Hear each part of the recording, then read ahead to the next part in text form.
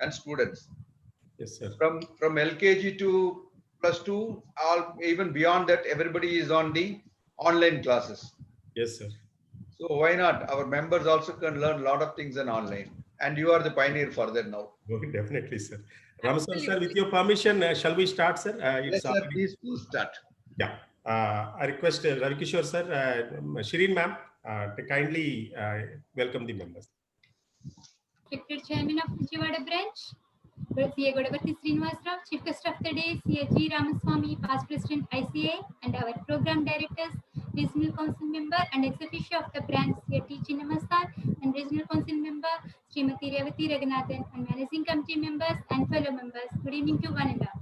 It's a great pride to welcome you for the 7 days virtual refresher course on insolvency and bankruptcy course.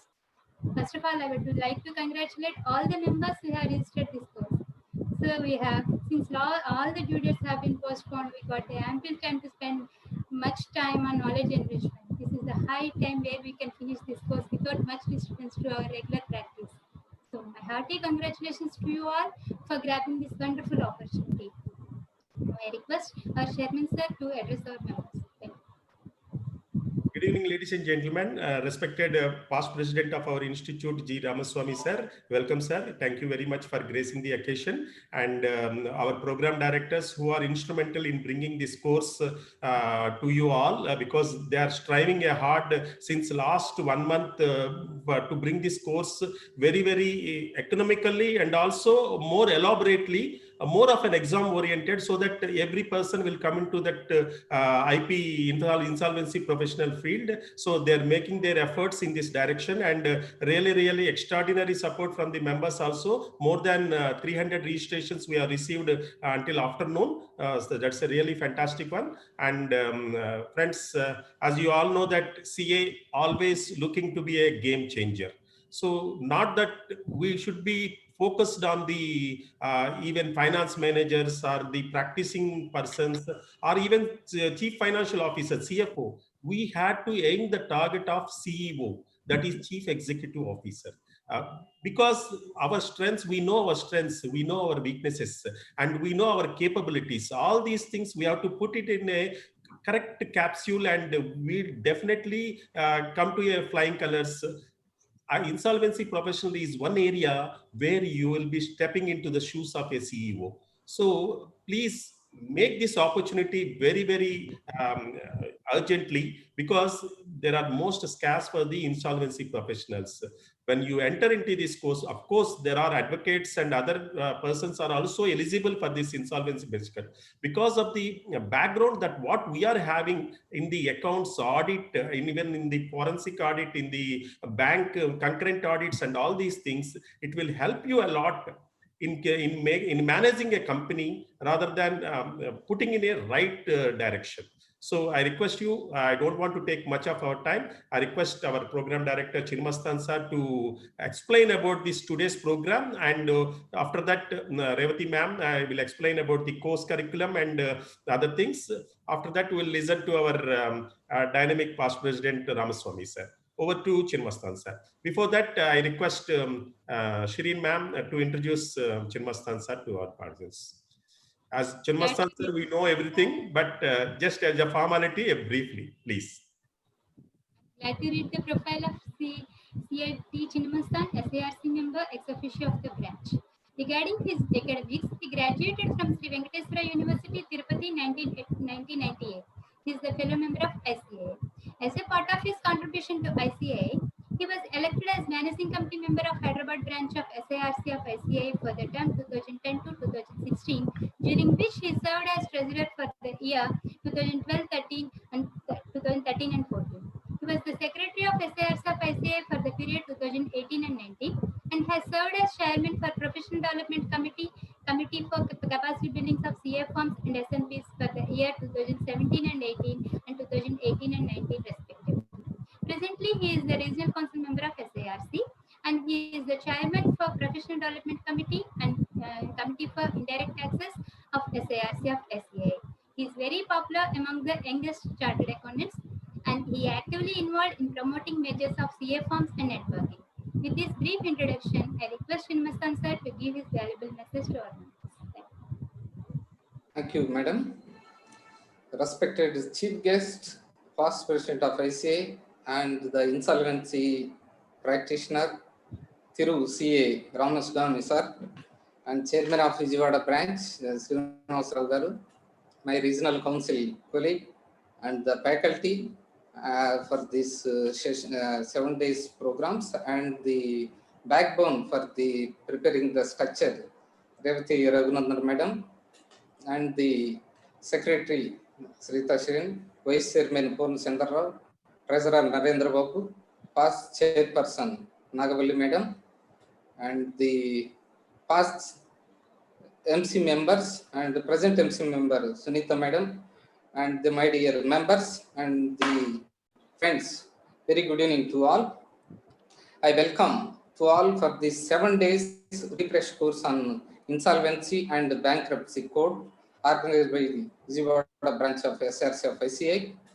Dear members, you know the ICA, the IBC code has been 4 years since insolvency bankruptcy was implemented in India. The code considered as a one-stop solution for resolving the insolvencies, which previously was a long process that did not offer an economically viable arrangements. The code aims to protect the interest of the small investors and make the process of resolution of several issues in the time-bound manner. I remember at the time of introduction, most of our CA practitioner thought it's going to be a good avenue for practice.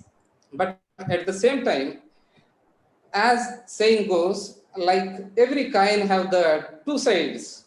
This offer one side, very nice career, and the other side having strict code of conduct, is taking right on the professions for even for the small mistake. Given the importance to the code by the government as well as the stakeholders, this kind of attention for the regulatory is really warranted for the sure.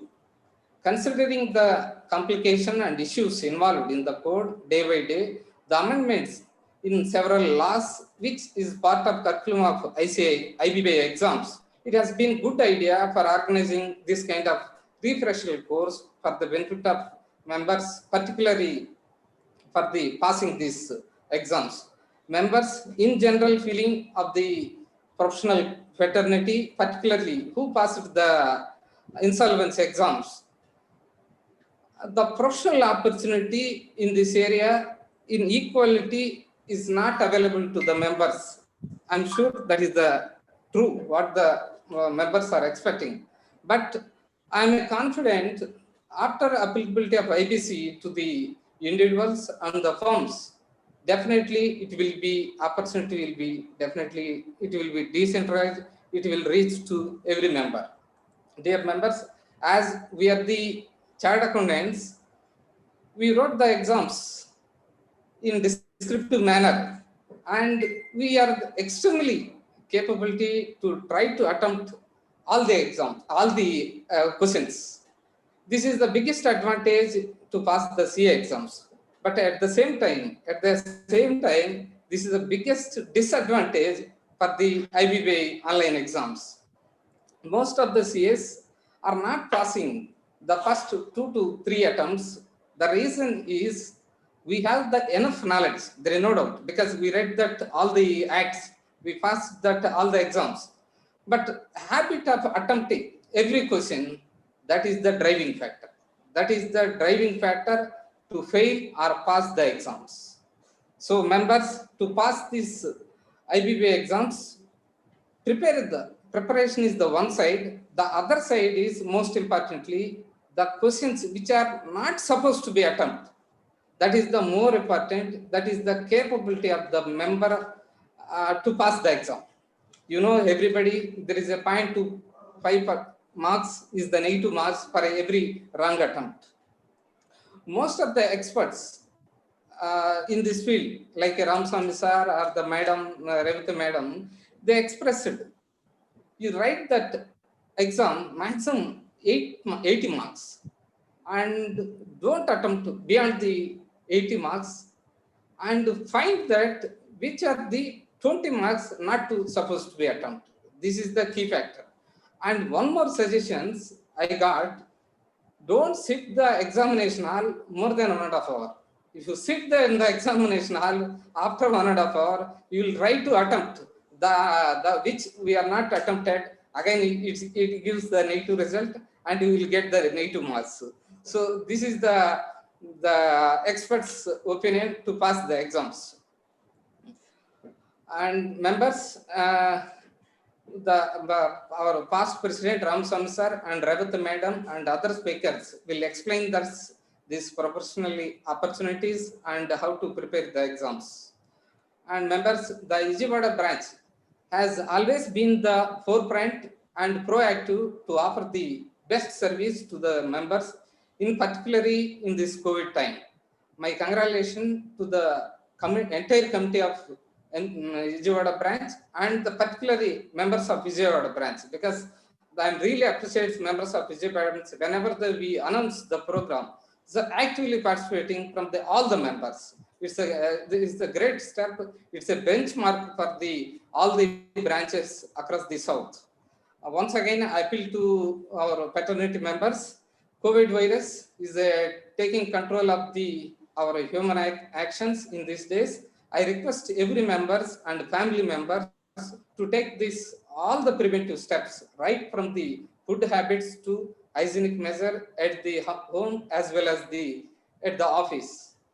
I thank you one and all. Let us keep the flag of our institute in the high pedestal. Thank you once again for the Vijayawada branch giving this wonderful opportunity.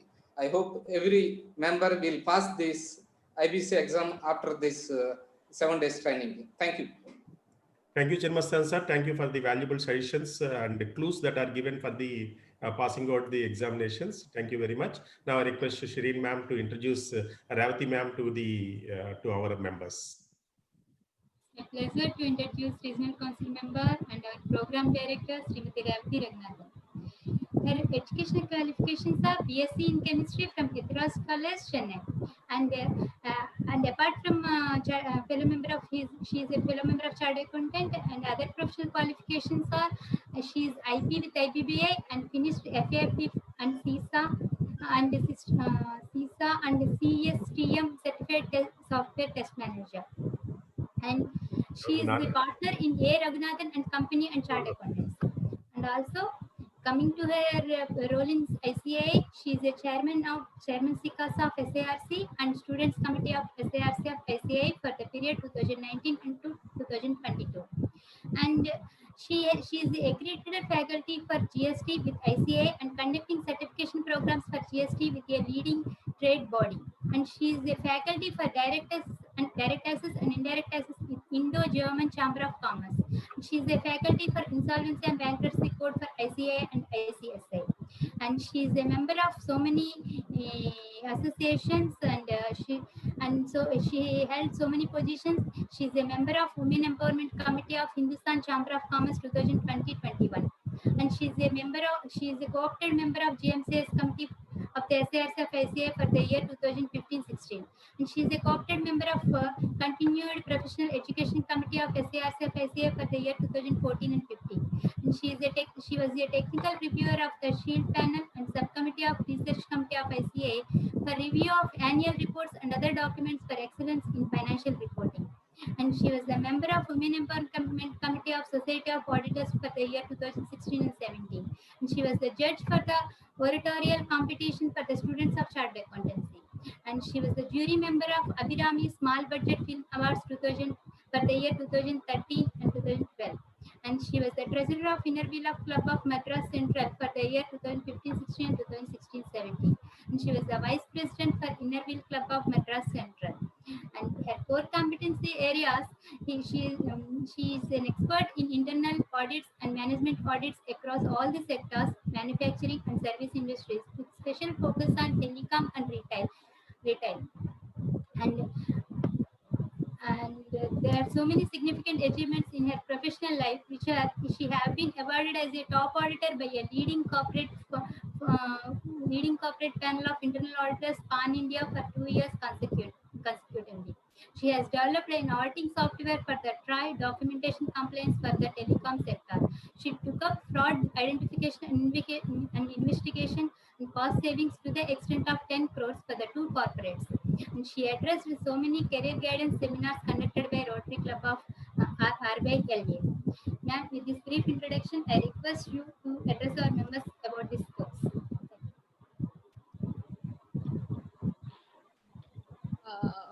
Good afternoon, everyone.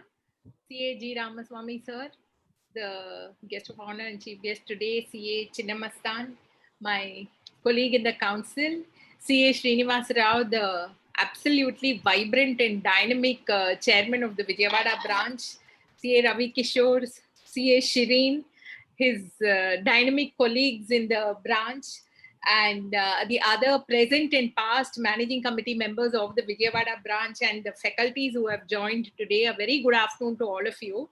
I should first thank Vijayawada branch for organizing wonderful programs, and this is also a very much needed program which has been organized by them to, you know, enable members to equip themselves in this certification, in this course on IBC, where they will be able to attempt the exam. And I want to assure Chinnamastan, my colleague, that, you know, people who are attending this course will definitely clear this exam. They will not,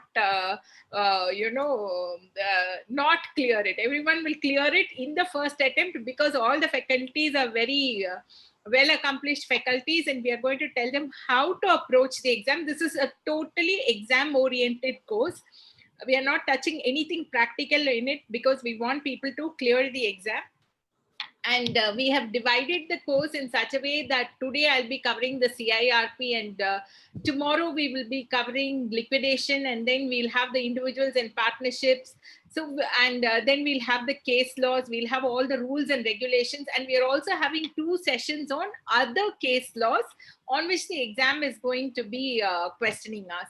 We will only not be covering the general awareness, because that is a very huge thing, and also the SEBI, because the marks percentage wise it will be very less, but 100% of the code, from which almost 66 marks will be questioned upon, is being covered. And if the participants are going to prepare based on whatever is going to be told to them in this next 7 days, they will be easily able to get this 66% on the code itself. And then, you know, that itself is enough to enable them to pass. The others are all just icing on the cake. So the other laws and, the case study, everything we are covering, we are having even a session on case study, where we'll straight away be able to get the 16 marks plus 4 marks, 20 marks fully in the case studies. So I assure you, Chinnamastan, that everyone who's participating in this course is definitely going to, clear the exam and come out as IPs. And before we move on to the session, I think I will hand over to CAG Ramaswamy sir, to the chairman of the Vijayawada branch, to take it forward, and then we'll go into the technical session. Thank you very much. Thank you, everyone. Unmute. Sir, unmute. Sir, unmute chain. Sir. Chairman, please unmute and speak. Thank you, ma'am. Revati ma'am, thank you very much. Your assurance to our members is really, really encouraging. And now I request our Shireen ma'am to introduce Ramaswamy sir to the members. Thank you. I'm very honored to introduce today's chief guest, past president of ICAI, CAG Ramaswamy. CAG Ramaswamy, hailing from Coimbatore, Tamil Nadu, is the first president of ICAI, New Delhi from Coimbatore. He is the fellow member of ICAI with 35 years of standing in professional practice. He is also fellow member of ICSI and honorary member of AIA, Association of International Accountants UK. And he is also honorary member of Institute of Chartered Accountants of Australia, ICAI, and is also honorary member of Certified Public Accountants of Australia, CPA. And he has served as the board member of International Federation of Accountants, IFAC, USA, for 3 years from November 2011 to 2014, and also qualified as Insolvency Professional. He was the member of National Advisory Committee on Accounting Standards, NASA's, and Government Accounting Standards Advisory Board for union and states constituted by the C&AG of India. Being the insolvency professional, he registered with IBPA. He is currently the chairman of Advisory Committee of Indian Institute of Insolvency Professionals of ICAI. He was the independent director of Chennai Petroleum Corporation Limited (CPCL), and which was nominated by the Ministry of Petroleum and Natural Gas, Government of India. He is also serving as chairman of Audit Committee and chairman of CSR Committee of CPCL. Coming to his role in IFSC, International Federation of Accountants, he is also served as board member of IFSC for 3 years term from 2011 to 2014. He is also first member from Southern Region to hold this distinction. He also served with Planning and Finance Committee of IFSC. He was also the technical advisor to the Professional Accountancy Organization Development Committee (PAODC) of IFSC. And also, he is the former member of Board of Confederation of Asia Pacific Accountants (CAPA), and also former member of XBRL International Steering Committee. He was the former board member and chairman of Small and Medium Practices Committee of SAPA. And he was the former member of Global Reporting Advisory Group of Global Reporting Initiative Focal Point India. And he has also served in the Disciplinary Committee of ICAI in various capacities as member and presiding officer of Board of Discipline under Section 21A and Disciplinary Committee under Section 21B. Sir, With this, you can introduce yourself. Disciplinary Committee, Satyam Branch under Section Submit our 21B secretary, sir. continuously for 7 and 2 years respectively. He served as a member of Qualified Review Board of Government of India for 2 terms. During these terms, he has also been associated in various Enough. Thank you, madam. Madam, conclude. working Thank group you of very much. ICAI. Over to sir. Thank you. Thank you. Thanks a lot for your Can I continue? introduction. I'm really proud of this participating. A lot of Wonderful. more things are there. So a lot of things will come, but let us start working on that. Very respected Chairman, Mr. Srinivasa Rao Garu, the Chairman of the Vijayawada branch, very dynamic branch, a great leader, sitting in Vijayawada, connecting to world, to all the Vijayawada members as well as the students. And it's a great motivator for this organizing many programs. I have seen that many times, the very nice way you organized, invited the top guests, like in the various parts of this country as well as outside. It's really a motivating factor for other chairmen of the various branches. And one of the great advantage today we are enjoying is the virtual mode, which we are all able to meet each other and share our knowledge. And also we can get enriched the knowledge from the various faculties, experts, and all of them. And I must compliment the both regional council members, especially a member from Chennai, CA IP Revati Raghunathan, a very dynamic lady, a very nice way he is presenting her views on many forums, participating, organizing, supporting various branches, members. That's one of the fundamental qualities of a regional council member, part of any branch. And we have a wonderful personality from your region, your area. That's our Mr. Chinnamastan. I know him very past few years, and very dynamic person. I have met along with Mr. Devaraj Reddy many times, and also Mr. Prasanna has called me and to participate this evening program organized by the Vijayawada branch, sharing the wonderful personalities, explaining every introduction is taking pain to introduce. And thank you very much. And also I must compliment all the participants of this today's program and the week-long program of the enriching their knowledge and the very important subject. Why this subject is very important for all of us. A chartered accountant has various opportunities are opened up. Maybe you can be a good statutory auditor, you can be a great tax auditor, you can be a good tax consultant. You have a various opportunities are opened up in the corporate consultancy. And then you can be a CFO, CEO of many organizations. But you can see the last few years, the chartered accountancy profession is able to match with the economic development of this country. The country moving towards the greater economic growth. And we have seen that in spite of that COVID-19, the country, all the industrialists, service providers, professionals are moving towards for achieving certain targets. That is one of the very important concept which is going on in our country. Government is also pushing many matters relating to the financial support, relaxation, decriminalization of the various acts. In fact, I was a part of this decriminalization of the Companies Act, which was passed last year that they have completed, and act has been amended. And last week we have worked on this, the decriminalization of the limited liability partnerships of the Ministry of Corporate Affairs as constituted a committee in which I am also a part. We have debated and discussed about the much needed of the decriminalization of the every economic loss. Why we need a decriminalization? Decriminalization is required for ease of doing business. World over now, every country is moving towards for creating an ease of doing business. When it comes for an ease of doing business, a conducive atmosphere should be there for the foreign direct investors, the continuing growth in this country, within the country, so that there will be a complete psychological fact of criminalization should go out of all these economic laws.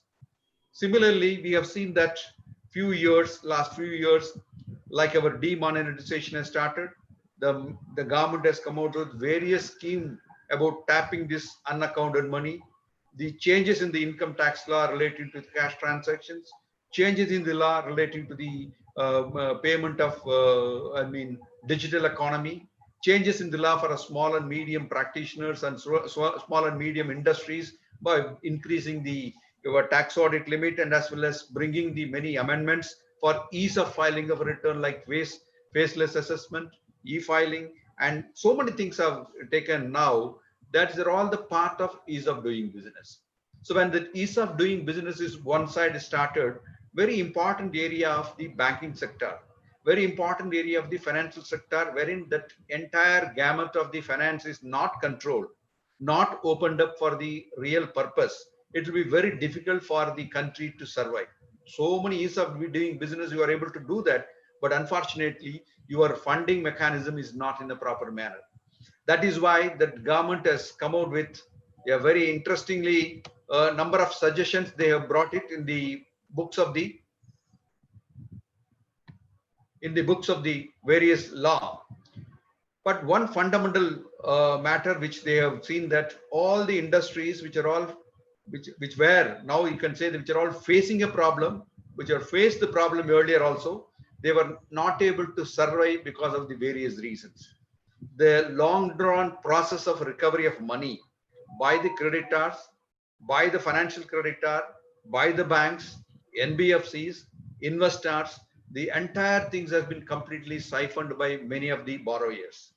We have seen that the NPA's growth in the banking sector is alarming. Many banks have faced the problem. So now everybody now is merged together to control the NPA growth in their respective banks. Similarly, the industry has faced the problem relating to resolving their issues. Earlier, all the provisions of the resolution part for providing support to the industry is a different focus on that.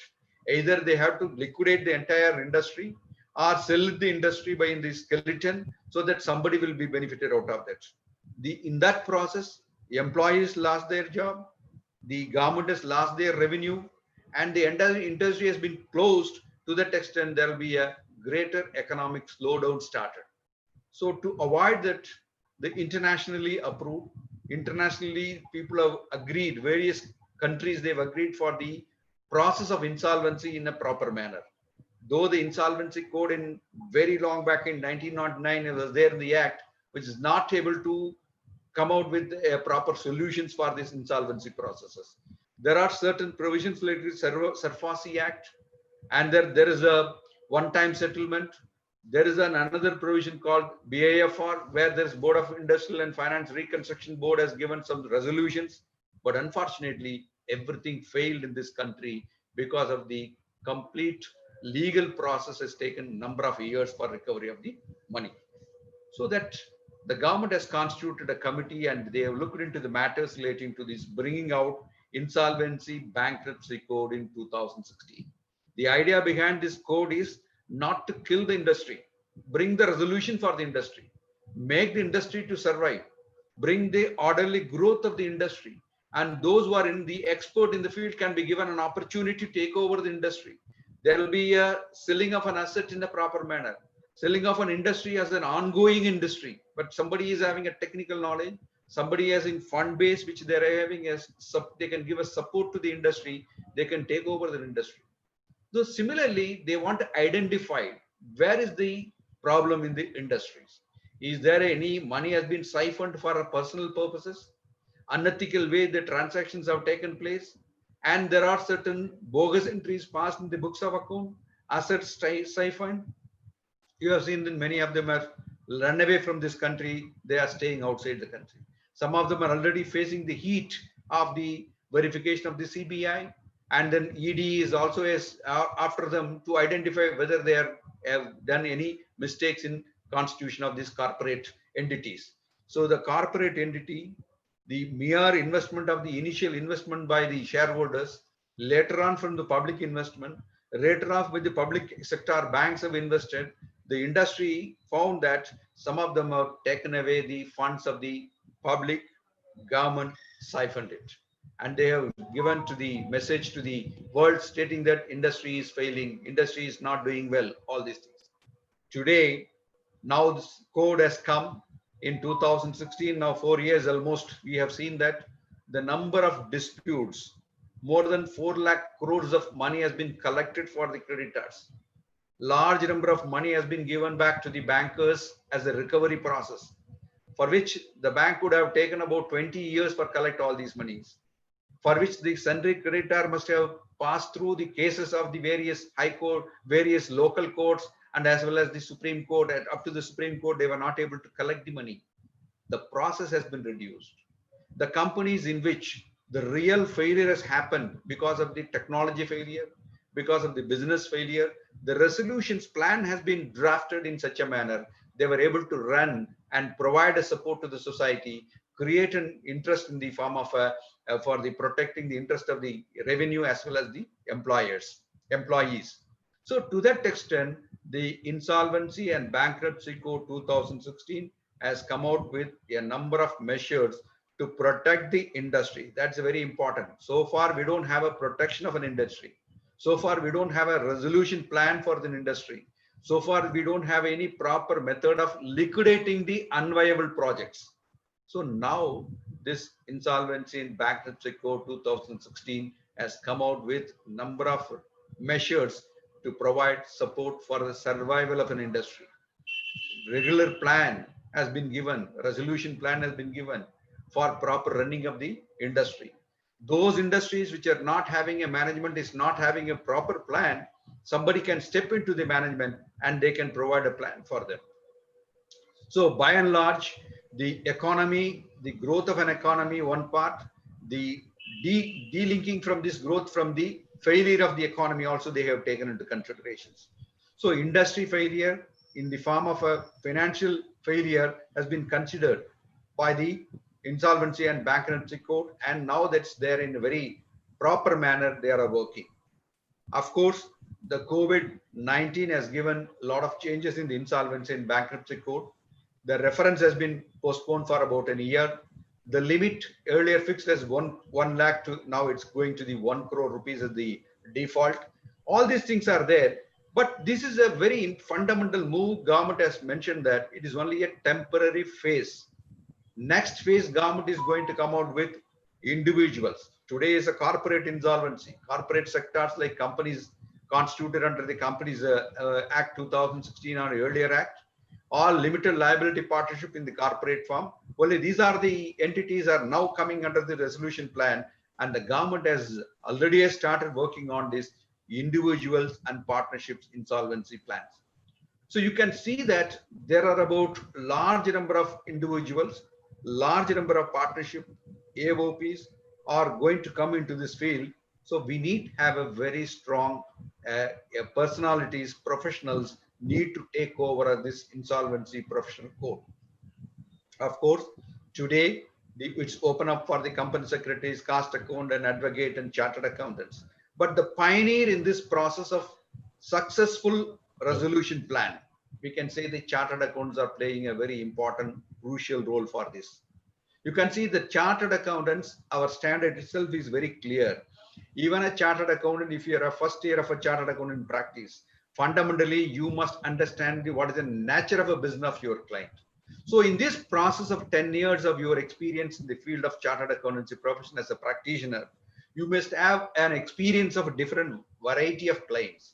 And there is fundamentally, you will know that how the business are running, how this accounting entries has been passed, how the borrowings are happening, how the repayments are happening. So naturally, the only profession in this country can take over this resolution professional job is only chartered accountants. So to that extent, so Institute has come out with number of measures to bring the chartered accountant in the fold of IP.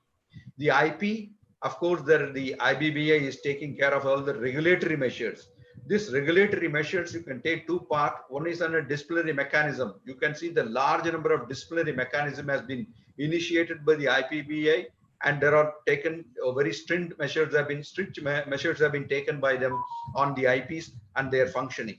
Similarly, there are a number of decisions. You can see the highest number of debates and discussions taken place on this resolution professional code itself. One is on the authority is Nclt, then it's an appellate authority of Nclt, then many of them have filed writ petitions. So this process is protected the Sunday creditors, protected all the financial creditors like bankers, and they have given a lot of input for professionals to work with this area, financial area, for bringing out an orderly growth of this industry. So friends, this program, which they have structured in such a manner, I must compliment all of you, especially the Revati Raghunathan, who has taken the pain of bringing out this, the very nice way he has brought out this structure of this program, and every member should participate. It's a wonderful opportunity if you're able to pass your examinations. In fact, it's need a very strong mind of understanding of this, the methodology of testing you. We very rightly, Mr. Chinnamastan has mentioned about this. We have an experience of writing for pages and pages and pages in our CA examinations. So finally, we were able to pass the exams. Today, this virtual mode, you can see the many things are happening. Today, the entire country is completed the NEET examination for the more than in Tamil Nadu itself. I have seen that more than 1 lakh students have wrote that examination of NEET for getting into the medical profession. And we have a strong measure of entering into the profession also. We have a fundamentals are there, foundation course is there, earlier CPT, foundation, if it's changing every time. And we are expecting that there will be a huge number of changes are going to come. Even students are going to take an online exam for our professional exams also. So this online exam is conducted by an independent body outside. And there is a very rightly as mentioned about, you have a positive mark as well as negative mark. So you are go on answering any questions, and without understanding the concept which they are asking, your result, you are not going to get the result. So this type of examinations needs certain type of a quality assurance from your mind. What is your quality assurance? Various topics are involved in this.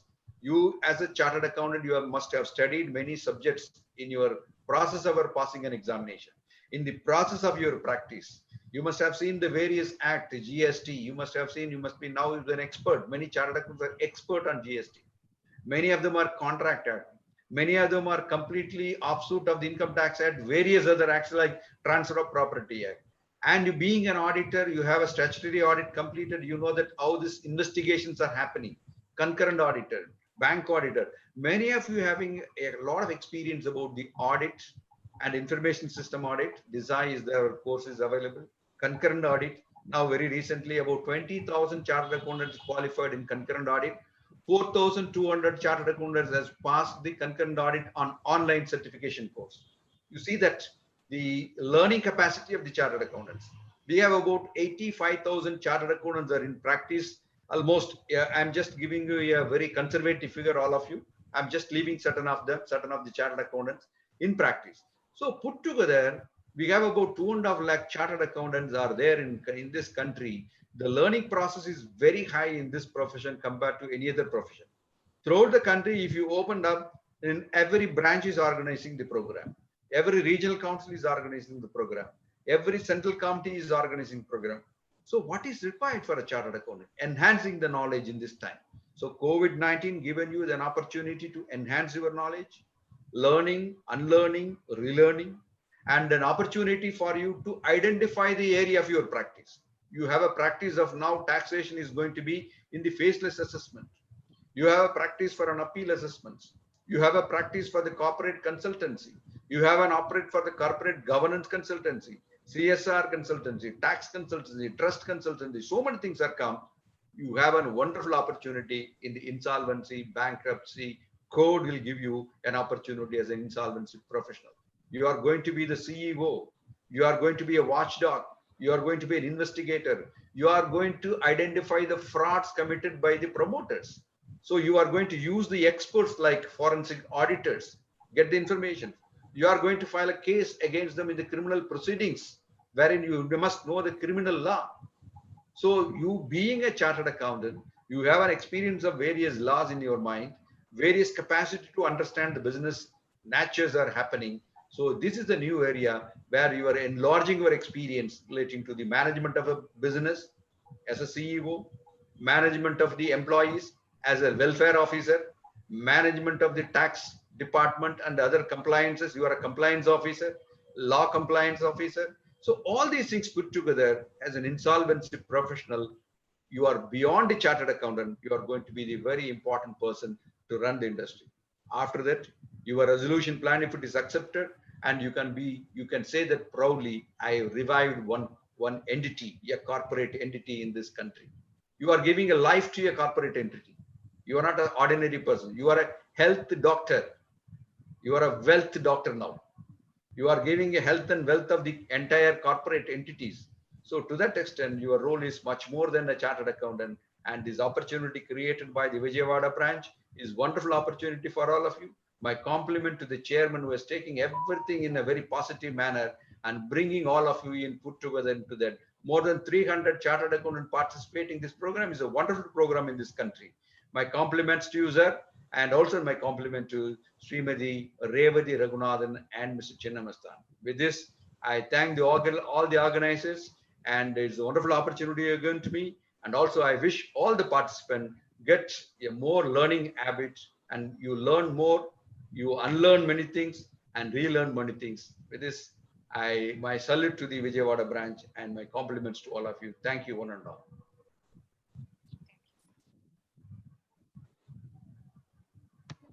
Unmute. Sir, unmute. Sir, in a short time, you explained the entire gamut of IBC. Really, really great, sir. What are the opportunities and what are the threats, and how we are going to flare up in this really, really dynamic atmosphere, and how to grab the opportunities that are given to this one. And thank you, sir. Thank you very much for the gracing the occasion and making us alive in this really, really IBC. Hariram, sir, are you there, sir? I think there is a regional council member, Hariram Agrawal, sir. He has attended. I think is now, I think, left the this thing. Okay, sir. So, Shireen ma'am, kindly propose a formal inaugural vote of thanks so that we can go into the technical session. Okay. Less than 1 minute. Yeah. It's privileged to have been asked to propose vote of thanks for this inaugural session. I, on behalf of Vijayawada branch of SARC, am grateful to CAG Ramaswamy, today's chief guest and past president of ICA, for joining us in spite of your busy schedule and facing the occasion. And thank you, sir, for demonstrating your valuable thoughts about why this course is more important and about the future and present of professional opportunities for an insolvency professional. Sir, when I was reading your profile, really I wonder how can you able to handle so many positions simultaneously. Really, my wholehearted pranams to you, sir. And members are really honored to take valuable messages from you. Thank you so much.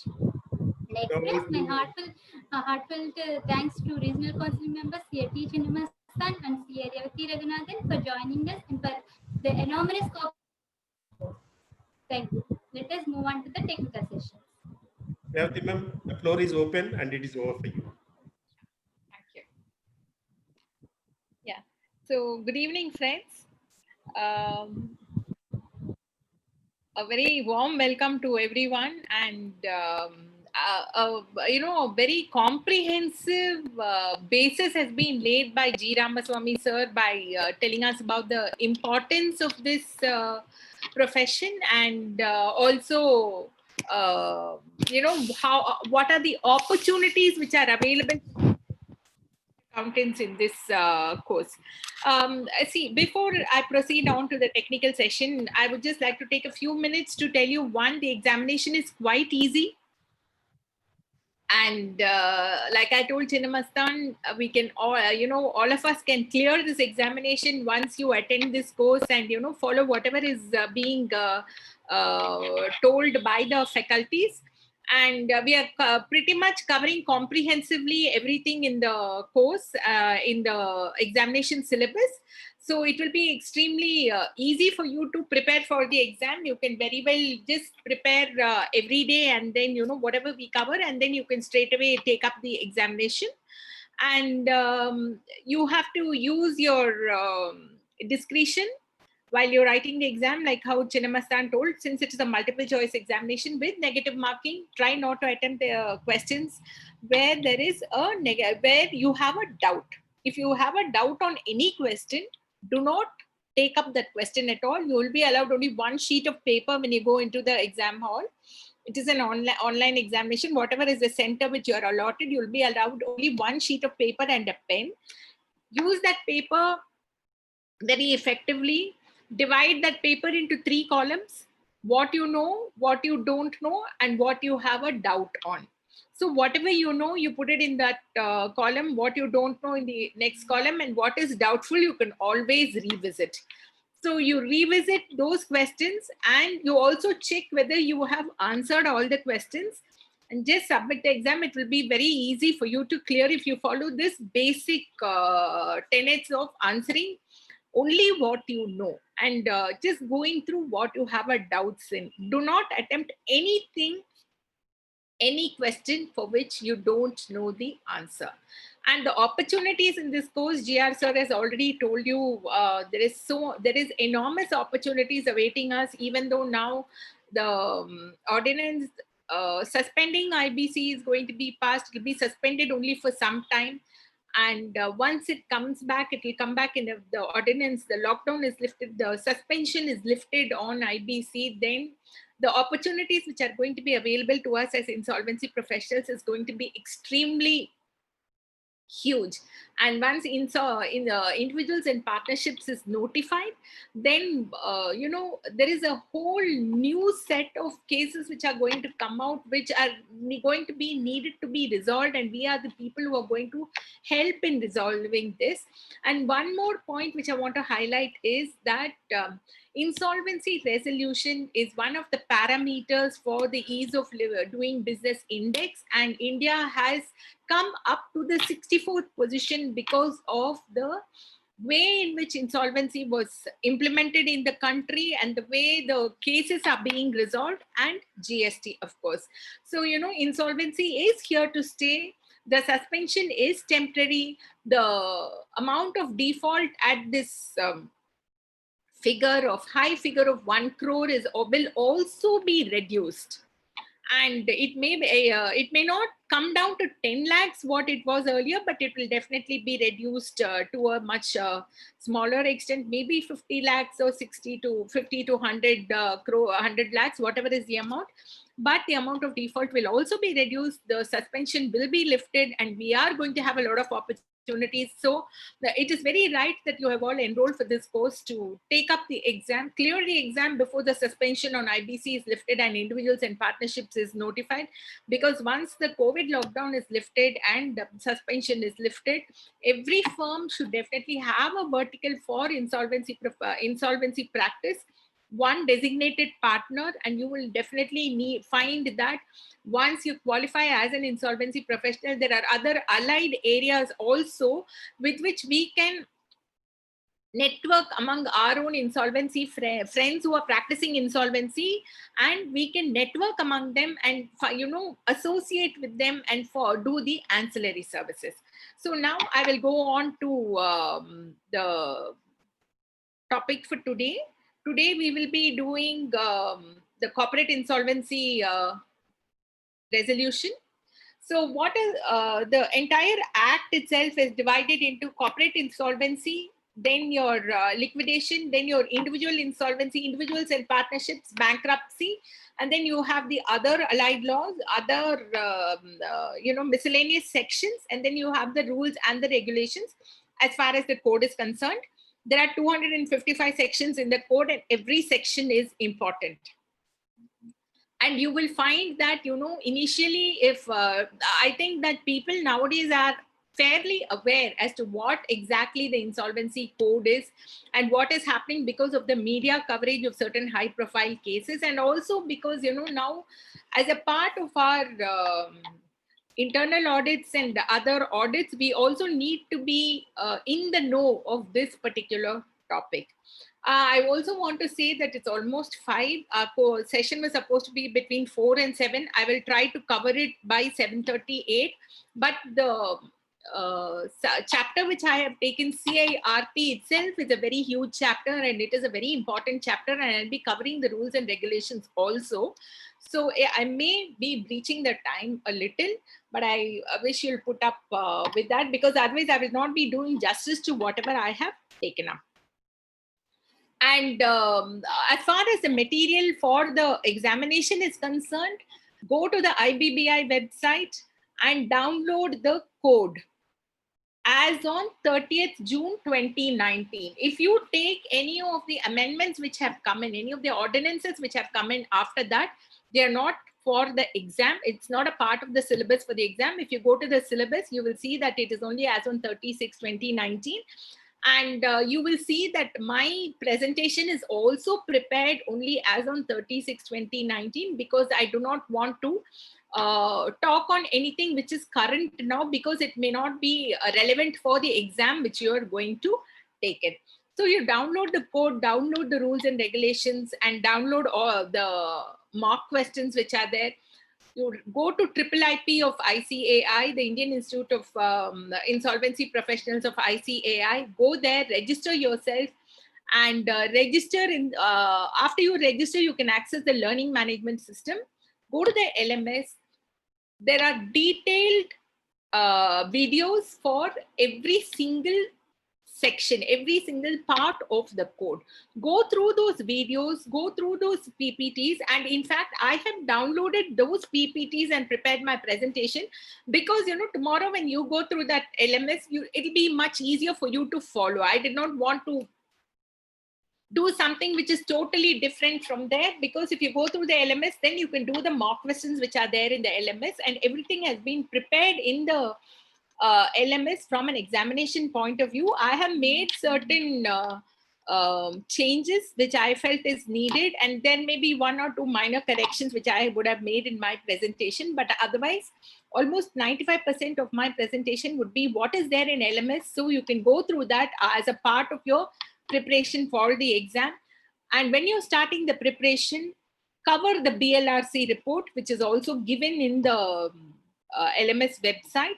A part of it would have been covered by GR sir now. So you will know what is the way the code was conceptualized, how it was promulgated, what was the background, what were the acts which were superseded. Because if you see, it is called as a code, it is not an act, it is a code, because many other acts have been subsumed into this code. And it is like GST, it has subsumed a lot of acts, lot of initiatives of the government to surmount the NPA problems which has been, beleaguering our financial institutions. And as far as the code is concerned, as far as insolvency IBC 2016 is concerned, the control has moved from the debtor, from debtor in control to creditor in possession. If you understand that, if you go through the BLRC, you will just do a simple, very fast, quick reading of the BLRC report. Then your understanding of the code itself will be very, very, more comprehensive. You'll be able to understand where the code has come from, how the code has been implemented, and how you will be able to answer the questions in the exam, because my coverage today and all the speakers will be covering only from the examination point of view. We may be telling you something practical from our experience, but I think I do not want to, deviate from the path of clearing the exams. And one other request, whatever questions you have, please put it in the Q&A. We will take it up towards the end of the session, because I do not want to, overshoot my time too much. So this is the acknowledgement which I have given. Sorry, this one is, I'll just do the share again.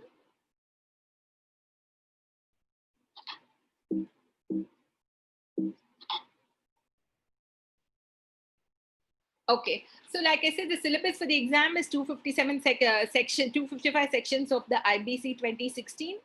Rules and regulations, you have 20 marks. Your code, you have 20 marks. You have case laws.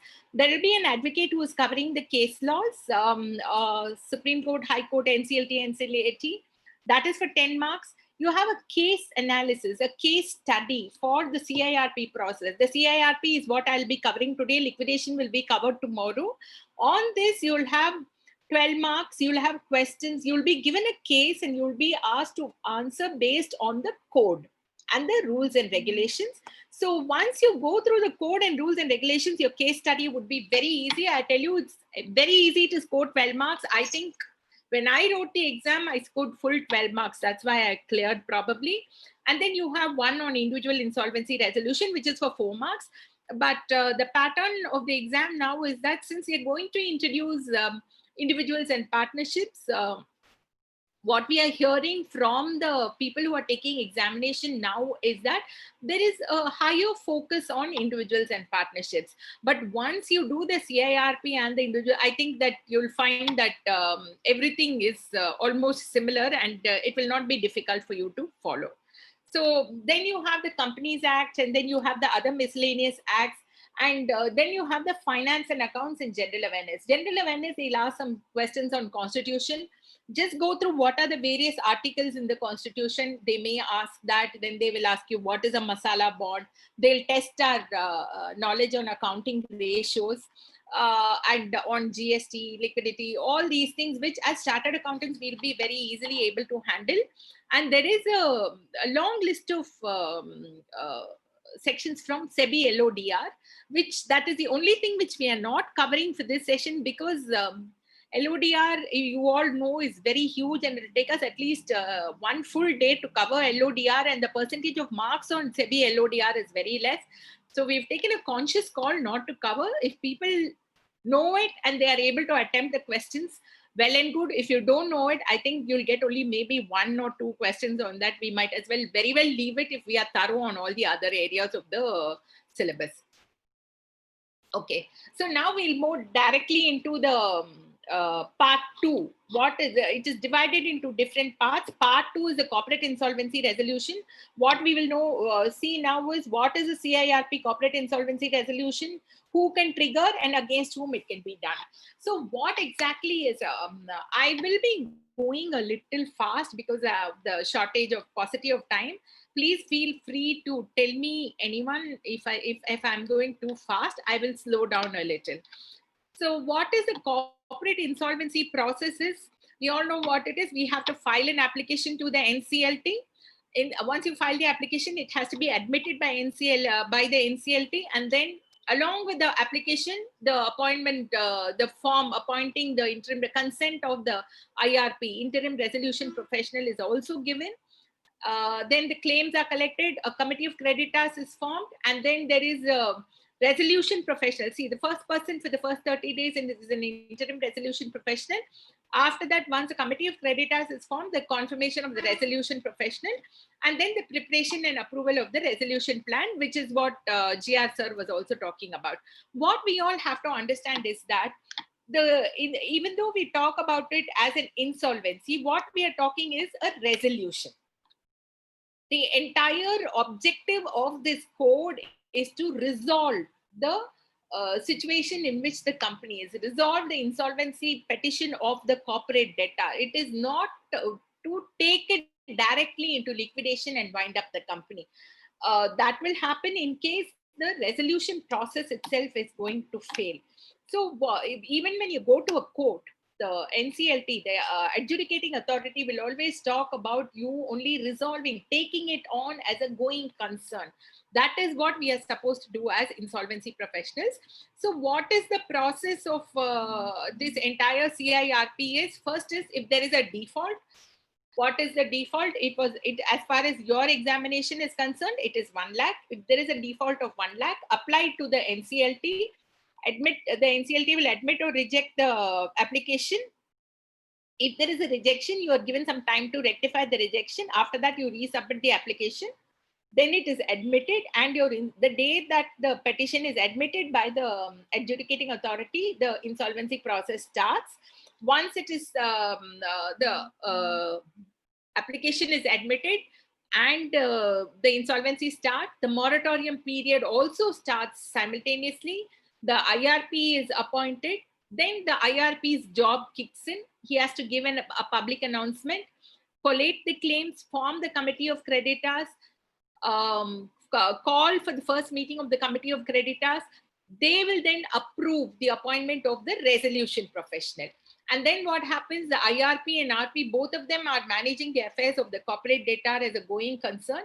But also along the way, they have other duties like preparing the information memorandum, which is just the collation of the static information about the CD. Then they prepare the resolution plan. Resolution plan should be approved by the committee of creditors. And once the committee of creditors approves the resolution plan, they submit it to Nclt, which accepts. And then what happens is the Nclt may accept or reject, and based on that, it'll either the resolution plan, the company goes along with the new resolution applicant, or if it is rejected, the company may go into liquidation. This is the broad process flow. So who are the people who can initiate this entire process of insolvency? There are 3 people who can initiate. One is a financial creditor, one is the operational debtor, and 3 is the corporate debtor. Sorry, it is written as financial debtor here. So what happens is financial creditor is the bank or other financial institution from whom the corporate debtor is borrowing money. Operational creditor is any person to whom the corporate debtor is owing any money. And the corporate debtor themselves, they can also initiate the process. So what is the meaning of a default?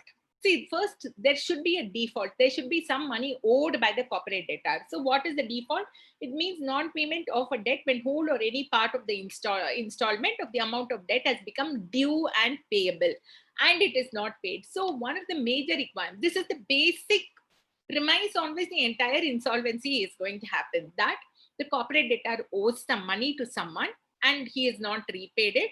And since the corporate debtor is not repaid, the person to whom the money is owed is initiating the entire process. Or the corporate debtor itself says, I cannot proceed as a going concern, and the corporate debtor itself will initiate the process. So what are the fundamental elements? So there should be a debt in which a whole or part of the debt should have become due and payable, and that debt is not paid. So if these 3 points are there, then the process of insolvency resolution can be initiated. So what is the trigger? There is a minimum default of 1 lakh rupees. Please, for the purposes of your examination, remember that it is 1 lakh rupees. The 1 crore has come only by notification dated 24th March 2020. If you see in your syllabus, it is as on 36/2019. Your syllabus is code as on 36/2019. So the government has exercised its discretion to increase the minimum amount of default to 1 crore from 1 lakh during this COVID-19 situation. So once there is a minimum default of 1 lakh, the entire insolvency process can be triggered. Whom can it be triggered against? Against whom can we trigger? As of now, because we have been telling, we are handling now CIRP, and we have been telling that individuals and partnerships is not notified. So as of now, as per section 2, that it can be triggered against the corporate debtor. A corporate debtor means a corporate person. A corporate person means a company, LLP, or any person limited under any other law, who are with limited liability under any other law. Company means a company as defined under section 220 of Companies Act, and LLP as per section 2 some N of LLP Act. So only these corporate persons will be the corporate debtor. It can never be a financial service provider who operates under the authority of a regulator such as RBI, SEBI, IRDA, and PFRA. They've brought in one for a limited purpose now. And then against personal guarantors to corporate debtors, that has also been implemented now. So we are, cases are being filed against personal guarantors to corporate debtors. Partnership firms and proprietorship firms and individuals other than personal debtors, personal guarantors has not yet been notified. It will be notified soon. It was actually supposed to be notified within this period, but because of this pandemic, it has been put on hold. So now, what are the key definitions? Who is a corporate debtor? The person against whom the CIRP is initiated is called as a corporate debtor. That is a person who owes a debt to any other person. He can be again a company, LLP, or any person with limited liability under any law, and it can never be any financial service provider. Then, who is a corporate guarantor? Here we said also corporate guarantor in the previous slide. So, who is a corporate guarantor? A corporate guarantor means a corporate person who is the surety in a contract of guarantee to a corporate debtor. So, anyone who stands as a surety to a corporate debtor is a corporate guarantor. And currently, we can also proceed against the corporate guarantors and also against the individual personal guarantors. Who is a financial creditor? A person to whom the financial debt is owed, or the person to whom the financial debt is assigned. So only there are 3 people who can initiate this process. One is a financial creditor, the other is the operation creditor, and third is the corporate debtor. So any person to whom a financial debt is owed or assigned is a financial creditor. So now we are talking about operational creditor. What is a dispute? You will understand the relevance of dispute as we go further. Dispute includes a suit or arbitration proceeding relating to the existence of the amount of debt, the quality of goods or service, or the breach of representation or warranty. So what happens is there should not be any pre-existing dispute if you are going to issue a notice against a CD for the debt which is owed by him to you. So you should understand that before you are going to initiate a process of a CIRP, there should be no pre-existing dispute. So that is why this definition is of great importance. And for the purpose of examination, as you are scanning through your material and going through it, please understand wherever there is any definition or any section or which has 3 or 4 options, read it thoroughly, because it will come as a part of your multiple choice. They will say that dispute does not include a suit or arbitration and give you this and give you some other point, or includes, try to confuse. So please go through all these points where there are multiple definitions, multiple points in the definition, go through it. So what is a financial debt? So financial debt is nothing but where there is a time value of money and interest is paid. There is a consideration is a time value of money.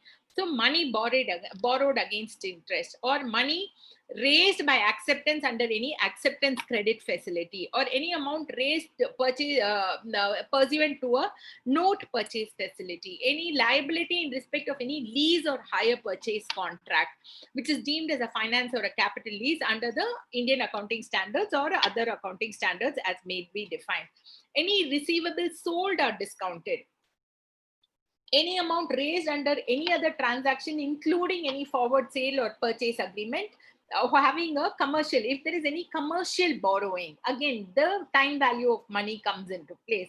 So explanation 1 to this section 5.8 says any amount. This was one of the, recent inclusions as an explanation to this 5.8.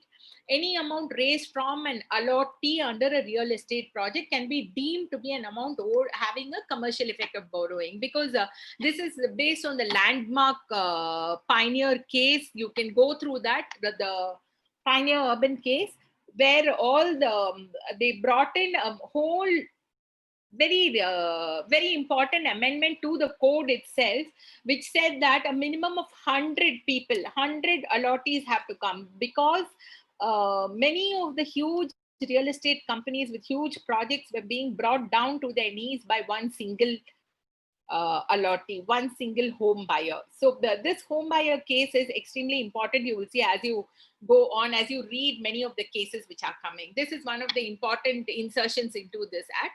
And explanation 2 is, again, you will have the allottee and real estate projects. They both have the meaning which has been assigned to them from the RERA Act.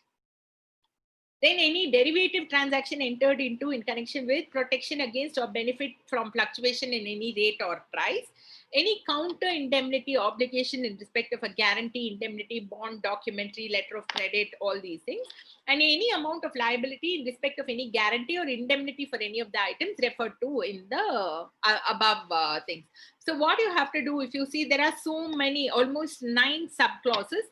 Go through everything clearly, because they have a lot of options to work on.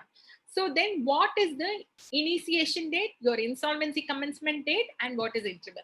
What is initiation date? Initiation date is the date on which you file the application to the adjudicating authority. Who files it?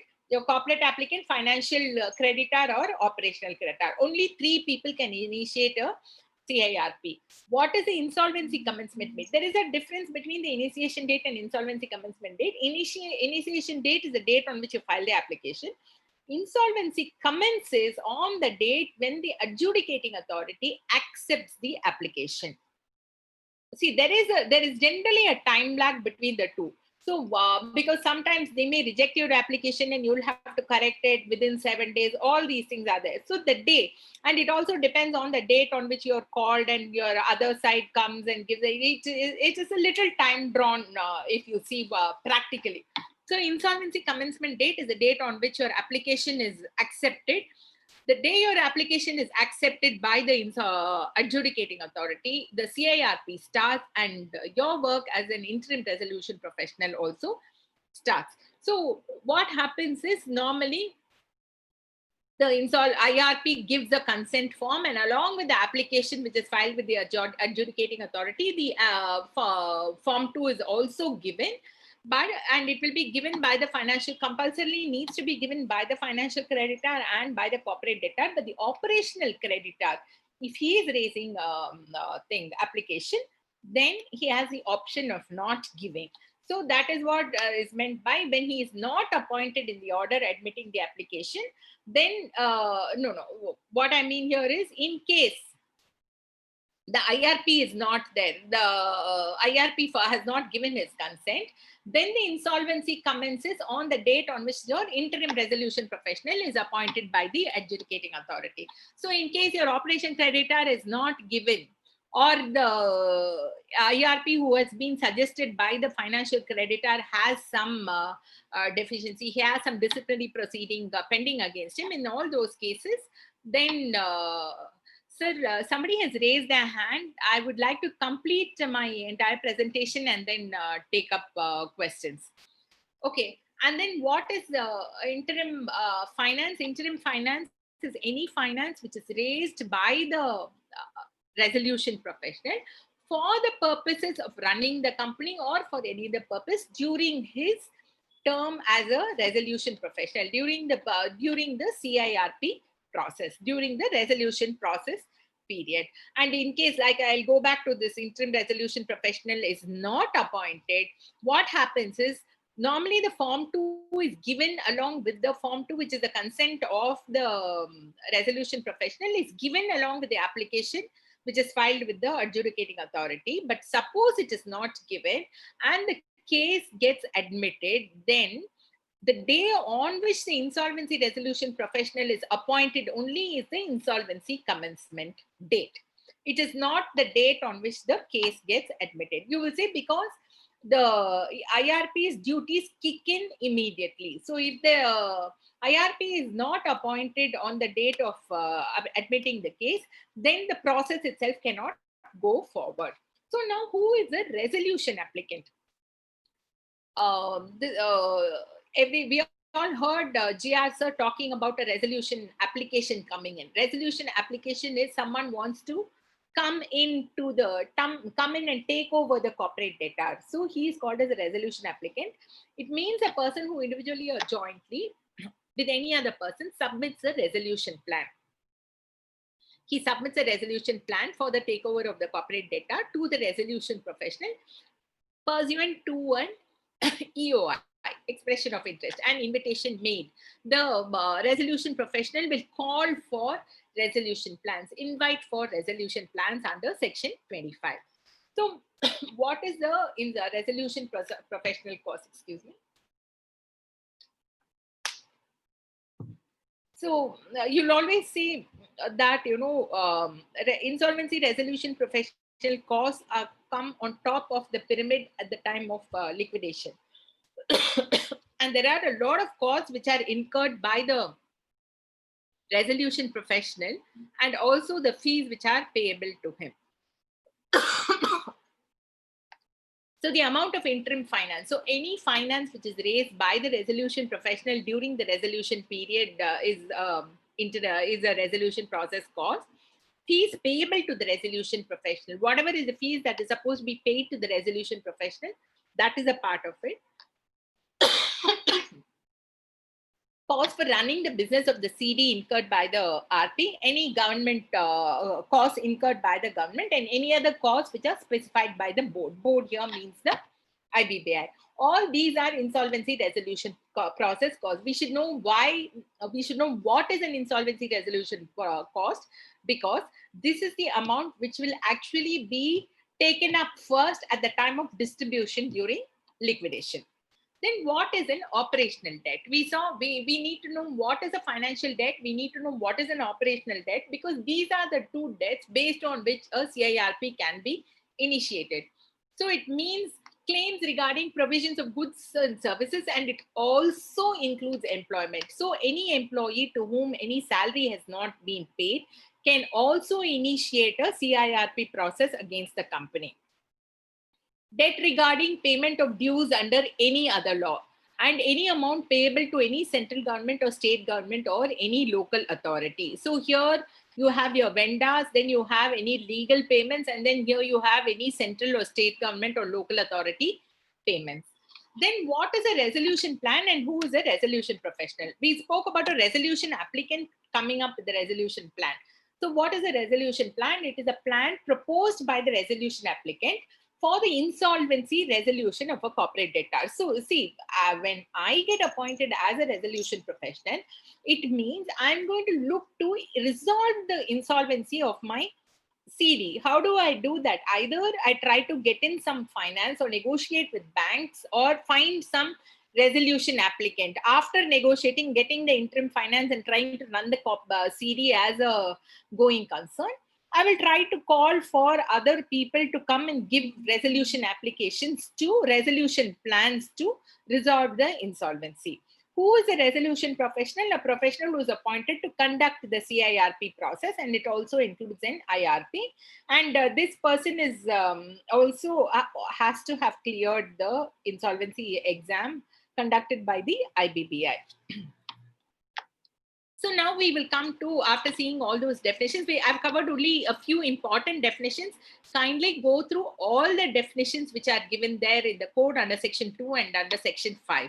So what is the process, initiation of CIRP? See, once you understand what is going to happen by a financial creditor, pretty much the same process will be followed by the operation creditor and by the CD. So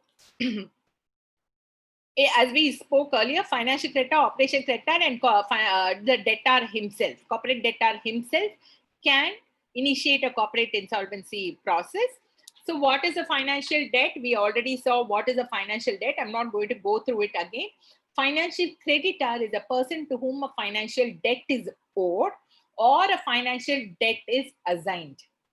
So you should understand owed as well as assigned. Both those people are financial creditors. So a bank may assign its debt to somebody else, or a bank may assign its debt to a ARC, asset recovery company. So all these debts can be assigned. A corporate operation creditor can assign his debt to a financial creditor.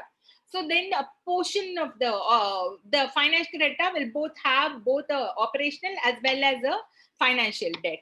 So a financial creditor is one to whom a debt is owed and a debt is also assigned. So the same process. You have the default, you apply to Nclt, admit or reject, correct your deviations, admission. Then after it's admitted, you have the moratorium declared, appointment of the IRP, both those take place simultaneously. Then you have the public announcement, your COC is formed. COC meets and appoints the resolution professional. The affairs of the corporate debtor are managed as a going concern by the resolution professional. The resolution professional prepares the information memorandum to share it with the people who are coming with the resolution plans, and the resolution plan will be approved by the committee of creditors, or it may not be approved. Once it is approved, it is submitted to the Nclt, and Nclt will either accept or reject it, based on which the company will either be going to the resolution applicant or going towards liquidation. So what are the procedural aspects? One is it is initiated. This, what we are covering is now section 7. See, there are 3. You have to remember these sections. Section 7, 8, 9, and 10. These are the basic sections on which the entire CIRP process is going to rest. Section 7 is financial creditor. Section 8 is initiation. How to initiate? You have to do one demand notice and send the invoice. And based on that, your reply to the demand notice which you are sending, you will decide on whether you're going to file as an operational creditor. See, this is one separate area of practice for chartered accountants because we are handling a lot of clients. Okay, and then you initiate by section 9, and section 10 is by the corporate debtor himself. So now we are seeing the initiation by a financial creditor. So the financial creditor can by himself or jointly with other financial creditors or any other person on behalf of the financial creditor. Here the notification by the central government comes, can initiate. Condition here is default, a default on the amounts which are due. So we know that how the banks are moving as per the prudential norms, the NPA or classification of the debts, all this comes into place here. And finally, when it becomes an NPA, and then they decide to move it into IBC. So the debt default will be of the financial creditor or any other creditor. What is going to accompany the form is you have to have a proof of the debt, proof of the default, and compulsorily the name of the resolution professional. So nowadays banks are calling for empaneling insolvency professionals on their bank panel to assign the work to them. And then confirmation of default by the AA. What do you have to do now? There is one information utility which is in place now, NESL, which is based out of Bangalore, where all the debts which are being incurred by a corporate debtor, the people who are lending money, lenders are supposed to actually upload in the NESL. So it is still not become mandatory, confirmation of debt by the information utility.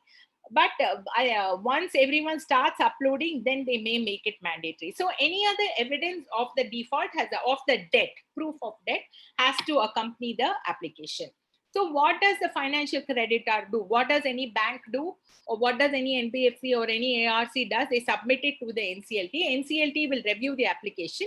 And in case there are any deficiencies, it will ask to rectify those deficiencies, and once the default is confirmed. So the Nclt normally, if you see in practice, they give an opportunity for the CD also to come and make a presentation there. The CD is normally also expected to, come there and make a presentation through their advocate. And based on that, the Nclt confirms the default.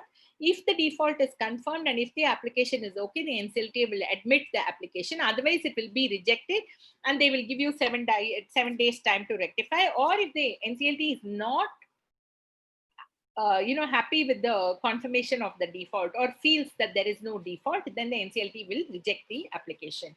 So now we have come to the rules. This is section 7, talks about the financial creditor, how he submits.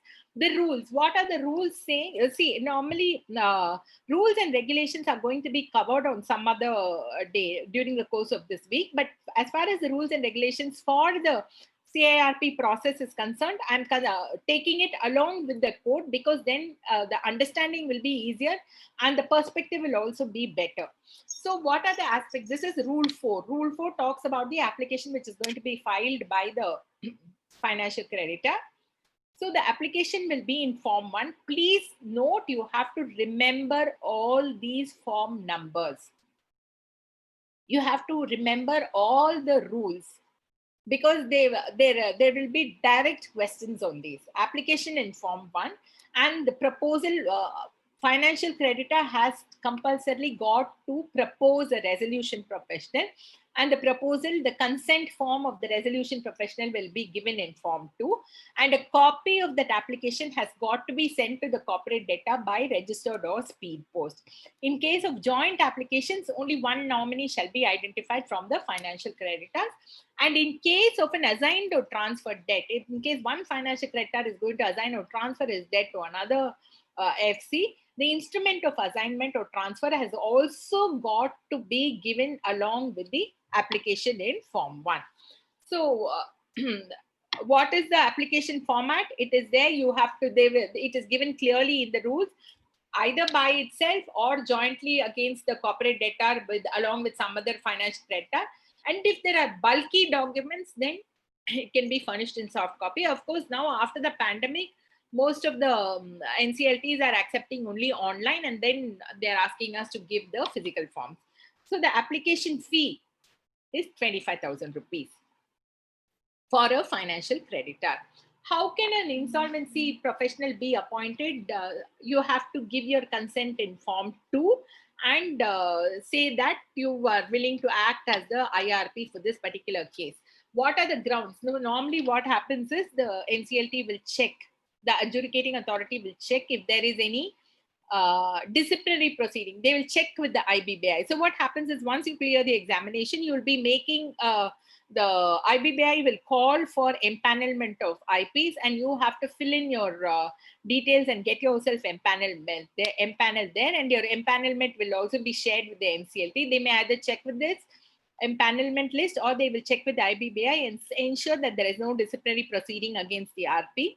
And if there is an application, something incomplete in the application, or the default itself cannot be established.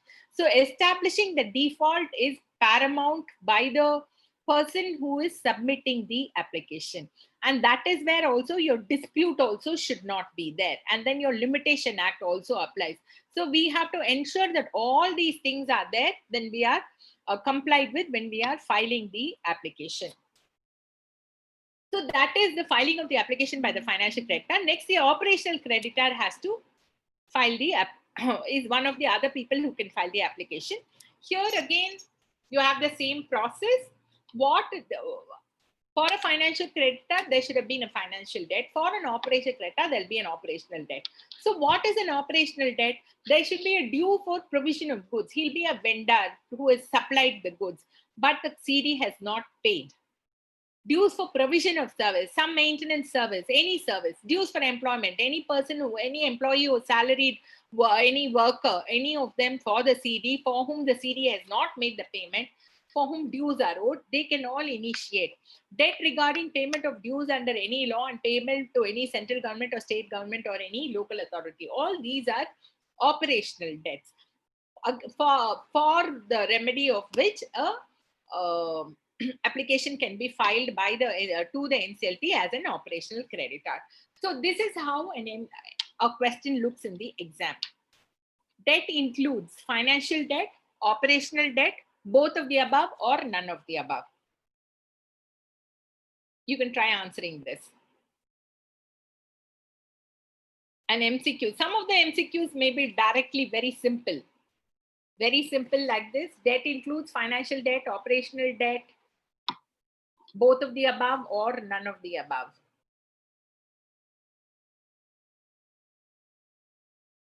Yeah, many people have said, told the correct answer. Answer is C, both of the above. Yeah. So what is the process flow for an application? Here it is a two-step process. If you saw the financial creditor, it was just one thing. There is a due, default, and they say after giving due notice to the CD and doing in their collection mechanism and nothing has happened, they can straight away initiate. But for a operational debtor, it is a two-step process. One is they have to confirm the debt through a demand notice in Form 3. They have to issue a notice in the format Form 3, which is given in the code itself, which is given in the rules. And then only they have to apply to Nclt for resolution. Confirmation of debt through a demand notice in Form 3 is integral.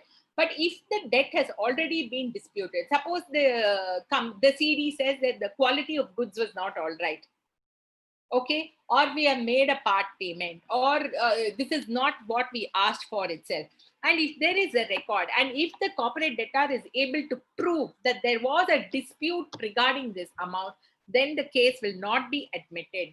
You have to ensure. So this is where I say that as chartered accountants, our duty to our client is, if there is a long outstanding from any customer, get a balance confirmation. This is where our external confirmations get into place.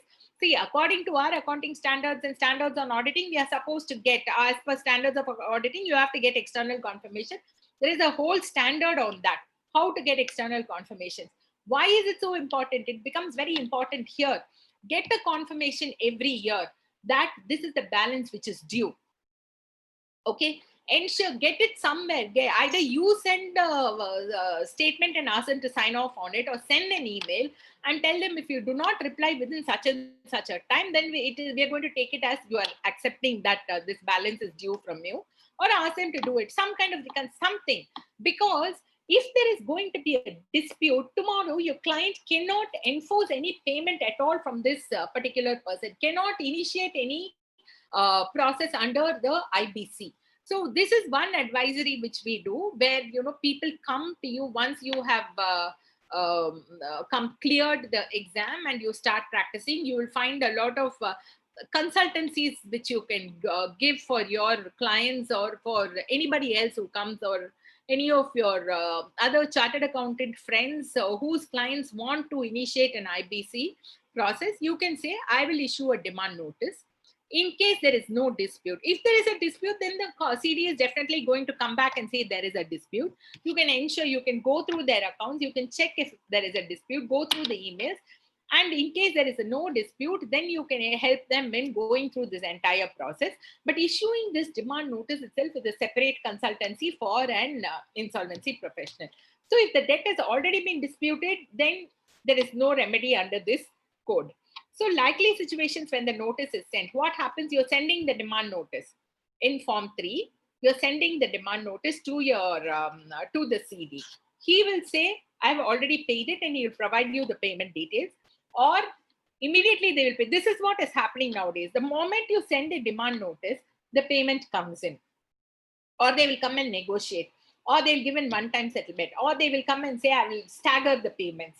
So they will pay, and after the receipt of notice, they will pay and they will give the details, or they will pay, they will give you evidence that this has already been disputed, so you cannot proceed against me, or they will ignore the notice. Some people are like that. Some of the CD like that, they think if they ignore something, it will go away, but that works very much in favor of our clients. So what happens now? You get the confirmation of debt through the demand notice, and then you file to the Nclt. So if there is no response which is received from the CD, or no payment is received, and there is no dispute, then the application to Nclt can be filed after 10 days. So under Section 9, demand notice is issued under Section 8. Under Section 9, you are going to file an application in Nclt as an operational creditor. So default should have occurred and no dispute should be there as on the date of demand notice. If there is a dispute, they should have come back to us. So we have to ensure. So as chartered accountants, when we do our statutory audit, when we do our internal audits, we can advise our clients that ensure that there is no default. But if we, I attended a meeting yesterday by CA Gururaj Acharya, where he said, do not club all your expertise together and give a holistic service to your client. Do it piecemeal, because we are also in the profession for our livelihood. So if you're going to give it as a package deal, then our monetary compensation is not going to be that much. So if you give it piecemeal and you give it as a consultancy, then this is one emerging consultancy area. So how you're going to structure it or tailor it with your clients after you finish IBC, I think I'll leave it to you. So default should have occurred and no dispute as on the date of the demand notice. You have to file the application in form number 5 and the fees is 2,000 rupees. What is to be attached with the application? Your demand notice and invoice copy. Form 3 is demand notice or invoice copy in form 4. See, what happens is you send a demand notice in form 3 or you can send them an invoice in form 4 format. And if they don't get back to you for this form 3 or form 4, then you can file this thing. Affidavit that there is no dispute raised by the debtor. Certification from a financial institution. This is generally it's not easy for us to get the certification from financial institution saying that this debt was not paid, or copy of any record. So normally all this, we give the demand notice and an affidavit, and whatever is the backup that we have, the POs and other copies, if we give it, then automatically the CDA either responds or the case gets admitted by Nclt. And in this case, insolvency professional may be proposed. It is not mandatory to propose. So these are all question areas, points where they will check you. Financial creditor has to mandatorily propose, corporate debtor has to mandatorily propose, but the operational creditor may propose a insolvency professional in form 2. So what is the application format here? Rule 5, he has to submit the following: demand notice in form 3 or a copy of invoice in form 4. And you have the demand notice. Demand notice, you have to serve it at the registered office or in electronic means, and you have to give the copy of the demand notice also, and along with your application. And nowadays they expect you to file it also in the information utility. What are the documents which are required to be attached to Nclt?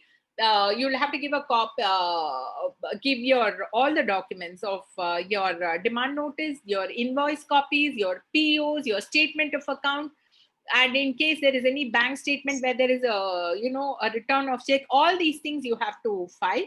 And once you file it, you also have to send a copy of the application which you're filing to the corporate debtor, because when you go practically for the hearing, the adjudicating authority will ask you for proof of service. And nowadays, since we are all also practicing in many other legal areas, this should be very familiar with us. And application can be filed online, and bulky documents can be submitted in electronic form. And here the fees is 2,000 rupees. Please remember the rules and the amounts and what is to be given. All these are question points. So when an application is admitted, application should be completed, operational debt should be remaining unpaid, invoice and demand. So you have to give proof of delivery also along with the application. Debt is not disputed, no disciplinary proceeding. In case you are recommending a resolution professional, no disciplinary proceeding. In case of any defect, again 7 days notice, time is given to rectify the defect and file it. And if everything is in order, Nclt will admit the application and pass orders for CIRP. So next, we saw financial debtor and operation creditor. Now here the corporate debtor itself. So the corporate debtor itself says, I am not able to run the company as a going concern, and it will file for insolvency. The same process, member of the corporate debtor itself or member or partner of a corporate debtor who is authorized on this behalf, or a member who has a control over the supervision of the financial affairs of the CD, and an individual who is in charge of managing the operations and resources of the corporate debtor. So how is it? By the corporate debtor, default should have occurred in the payment of debt. Form 6. In this case, it is Form 6 plus 25,000 rupees. Attachment of books of accounts and other documents. Who is going to be proposed as a resolution professional? A special resolution. A special resolution should be passed by the shareholder. So 3/4 of the total number of partners of the CD and the insolvency professional should be proposed.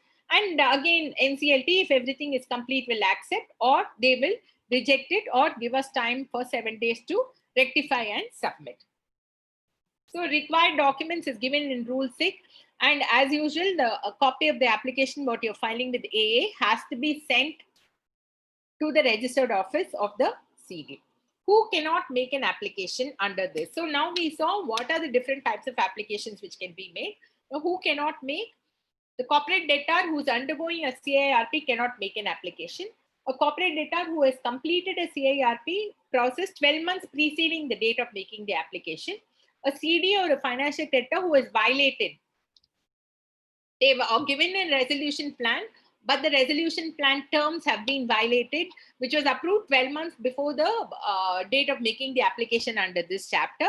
And any financial service provider who operates under the authority of a financial sector regulator, such as RBI, SEBI, IRDA, etc., cannot make an application under this. So what are the application forms?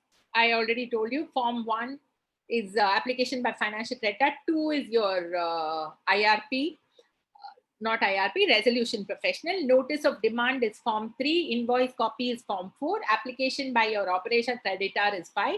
An application by the corporate applicant has got to be made in form number 6. Fees payable financial creditor is 25,000, operation creditor is 2,000, and corporate applicant is 25,000. These are all straight answers. If you are thorough with all this, then you can very easily clear the examination, because all the exam questions are not going to be tough. More than 60% of the questions are going to be direct questions like this. So just go through this. Proof of debt, consent of resolution professional, proof of debt and default, everyone has to give, all the 3 people. Consent of resolution professional, operation creditor may or may not give. He can, so that's why I've given yes. Proof of payment of fees, everyone has to give copy of the proof of payment of fees. Demand notice, only operational creditor is going to give. Books of accounts relevant to default, operational creditor will give. Special resolution will be given by a corporate applicant. Information pertaining to RP has to be given by both the financial creditor and corporate applicant. Statement of affairs up to 14 days of the application. So if you are a corporate debtor who is filing for the insolvency for itself, you have to give statement of affairs up to 14 days of the application. And authorization in case of joint applicants will be given by the financial creditor. Copy of relevant documents pertaining to bank and other things, maintaining accounts. There is no payment. So if it is available, the operation creditor has to give, and an affidavit has definitely got to be given by all the 3 of them along with the application. So this is an MCQ question. Which among the following is not entitled to initiate a CIRP? A corporate debtor in respect of whom a liquidation order has been made, a CD that has not gone through a CIRP process, a financial creditor, and operational creditor. Who is not entitled to initiate a? Any answers?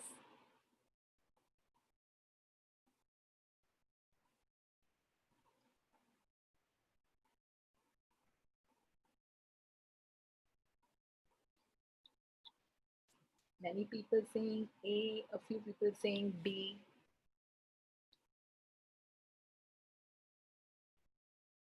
So the right answer, answer is A. Many people have got this answer correctly. So good. That's nice.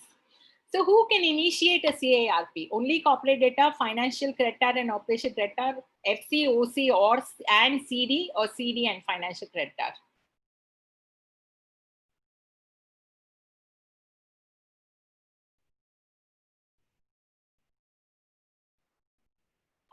Good. I think everyone has understood this, except for one person. Everyone has given the answer correctly. Thank you. Nice. So now we'll go to, we have seen who can initiate and how it will be initiated. What happens after the initiation? So what happens? Now we need to know what is the period. We know that this, let us assume that this application, what we have filed, has been admitted.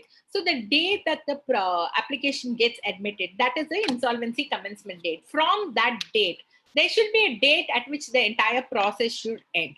This period is 180 days. So within 180 days from the commencement of insolvency, that is from the date on which the application is admitted, the process should be completed. If there is going to be an extension, what will happen? There is only one extension which is allowed, and that extension will be allowed only for 90 days. And to get that extension, the resolution professional has to file an application to the adjudicating authority after getting the approval of the COC by a vote of 66%. Please make a chart.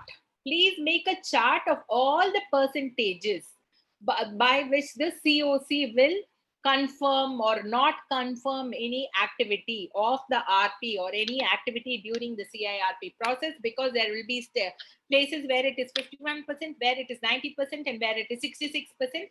You have to be very clear. So go through your material properly, highlight it and mark out and prepare a small table for yourself as to what. See, actually earlier we were giving these tables, but then what we felt is, what I feel is, if I give you the table, then, you know, if you prepare it, your retention is going to be much higher. So I think that each and every person has got to prepare a table for themselves as to what are the different percentages. So 66% of the voting power or voting share of the COC, they have to approve the resolution professional to ask for an extension of 90 days. And this extension will be given only once. They will not give you an extension of more than once or more than 90 days. And the entire CIRP process, exclusions, there will be some legal delays. In spite of all that, the entire process has to be completed in 330 days. Within 180 days, the entire CIRP process has to be completed. Extension will be given for 90 days.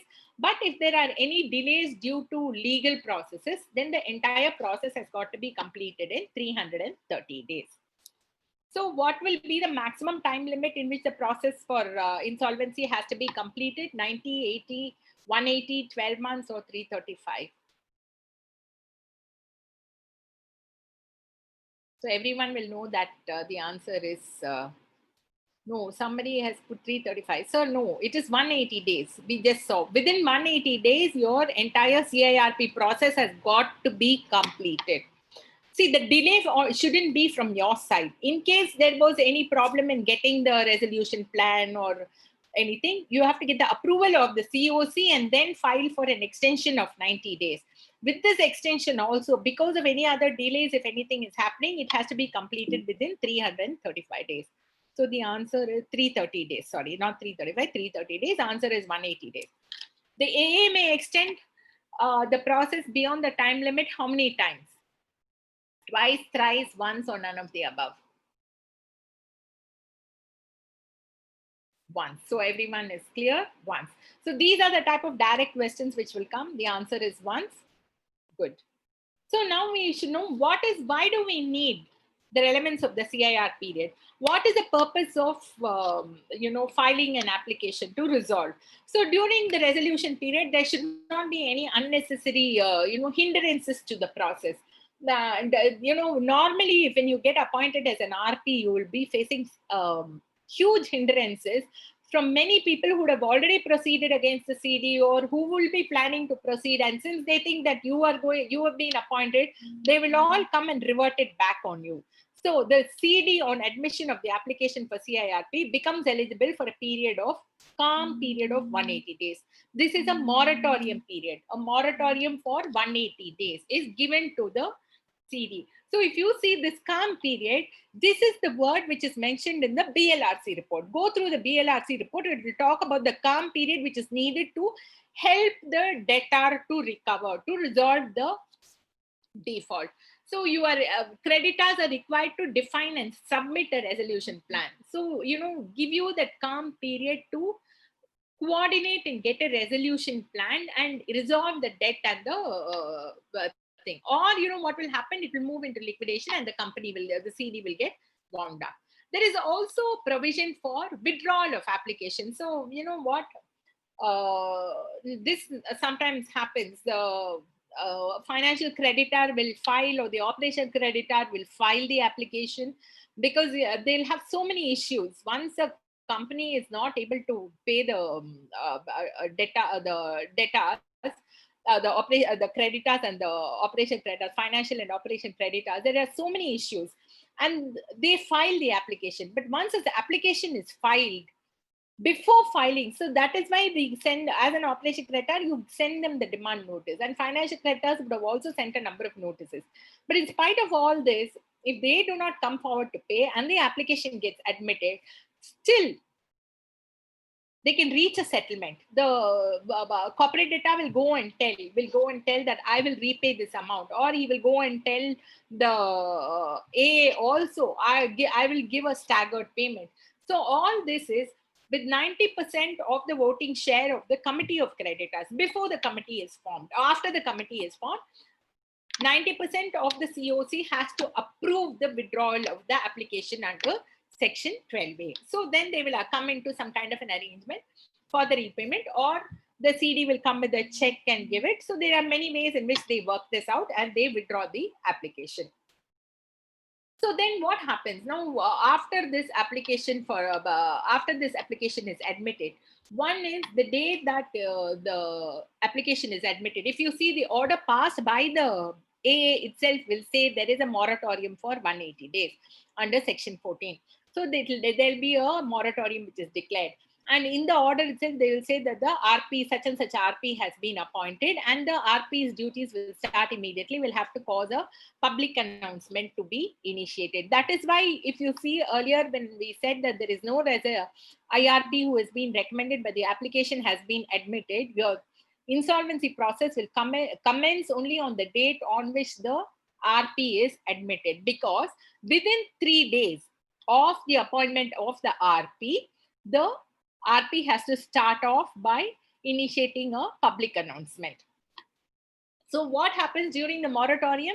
The adjudicating authority will mention in the order itself that no suits can be instituted, or any suits which are pending, they will all be stayed, including execution of any judgment, any decree, or any order of any court of law. All these will be prohibited. It will be stayed. There will be a moratorium. There cannot be any alienating or encumbering or disposing of any of the assets or any legal right or beneficial interest which is lying with the CD. And he will also prohibit any foreclosure, recovery, or enforcing any security interest created by the CD in respect of any of the property under surface. So that can also not be done. Recovery of any property by an owner or lessor where such property is occupied by or in the possession of the CD. So if the CD is occupying any property, that property cannot be recovered by the owner or by the lessor during the moratorium period. Then the supply of essential goods. So what happens is, because the company is under insolvency, essential goods cannot be stopped. Essential goods should necessarily be continued. What are the essential goods? If you go to Regulation 32, it will define what are the essential goods. Your electricity, water, telecom service, and information technology services, as is mentioned in Regulation 32, they are the essential services. They cannot be suspended. See, here I want to tell you that when you are preparing for the exam, keep the regulations and rules along with your code. So Section 14 talks about essential goods or services, but it does not define what are the essential goods or services. Go to the relevant regulation and see what it is. So it automatically makes sense to you and brings it in perspective. Then this it will not apply to any transactions which may be notified by the central government in consultation with any financial regulator, and any surety in a contract of guarantee to a corporate debtor. So moratorium does not work in case of a surety in a contract of guarantee to a corporate debtor. An order of moratorium should have effect till the date of such order or till the completion of the CIRP process from this insolvency commencement date till the end of the 180-day period or whatever, whenever the CIRP is going to be completed. Provided that where at any time during the CIRP, the AA, so what happens, a resolution plan comes in and the adjudicating authority approves it.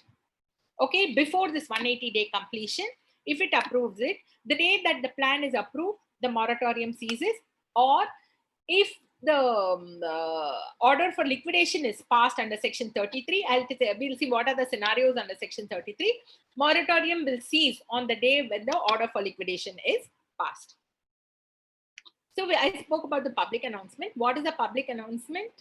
As soon as the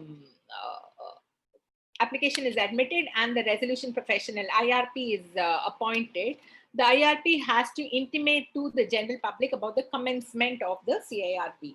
So what he will do, he has to give a public announcement. That form is again given in the regulations. Go through the regulations. There will be different forms there where the details we have to, nowadays it's all available. You go to your advertisement agent, they will give you, they themselves will give you all the details. Fill up the form, give the last date for the process to end, give the last date by which the claims have to be submitted, give your details. All these things are given. This is mainly to enable collection of claims from the creditor. So you are supposed to give it in a newspaper which has a circulation in the area of the registered office and where most of the creditors are there. It should be made by the interim resolution professional, and it will also be passed in the Nclt order.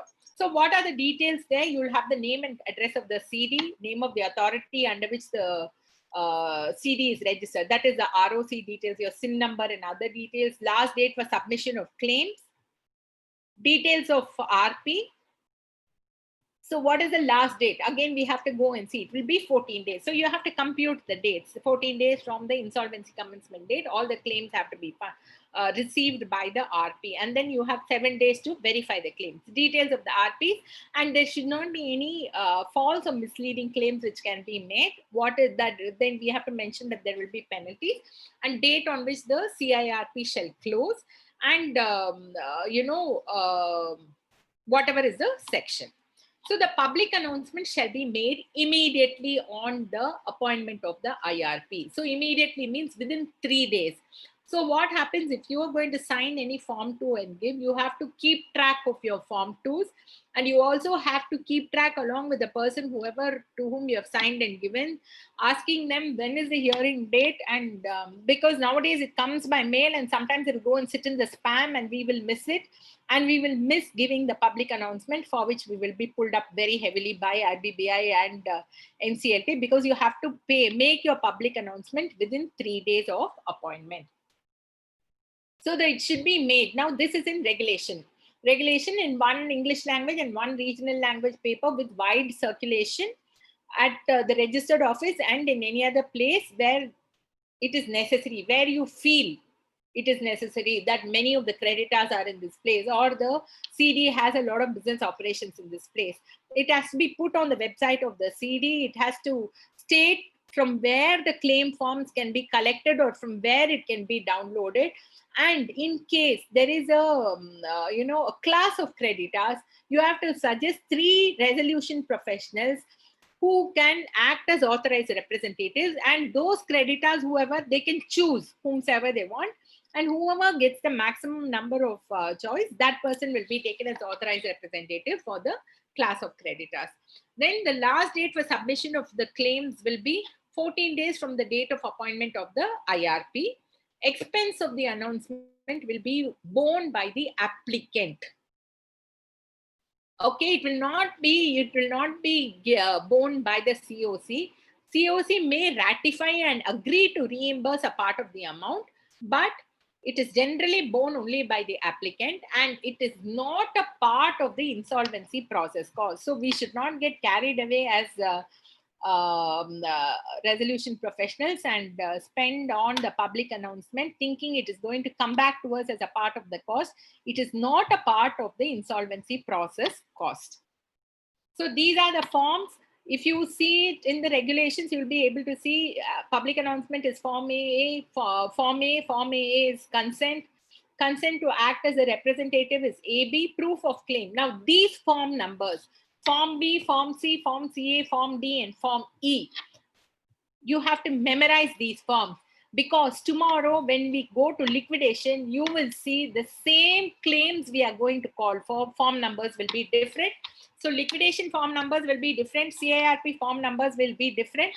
Please understand the difference and remember them accordingly. Fill up a table. This is the period for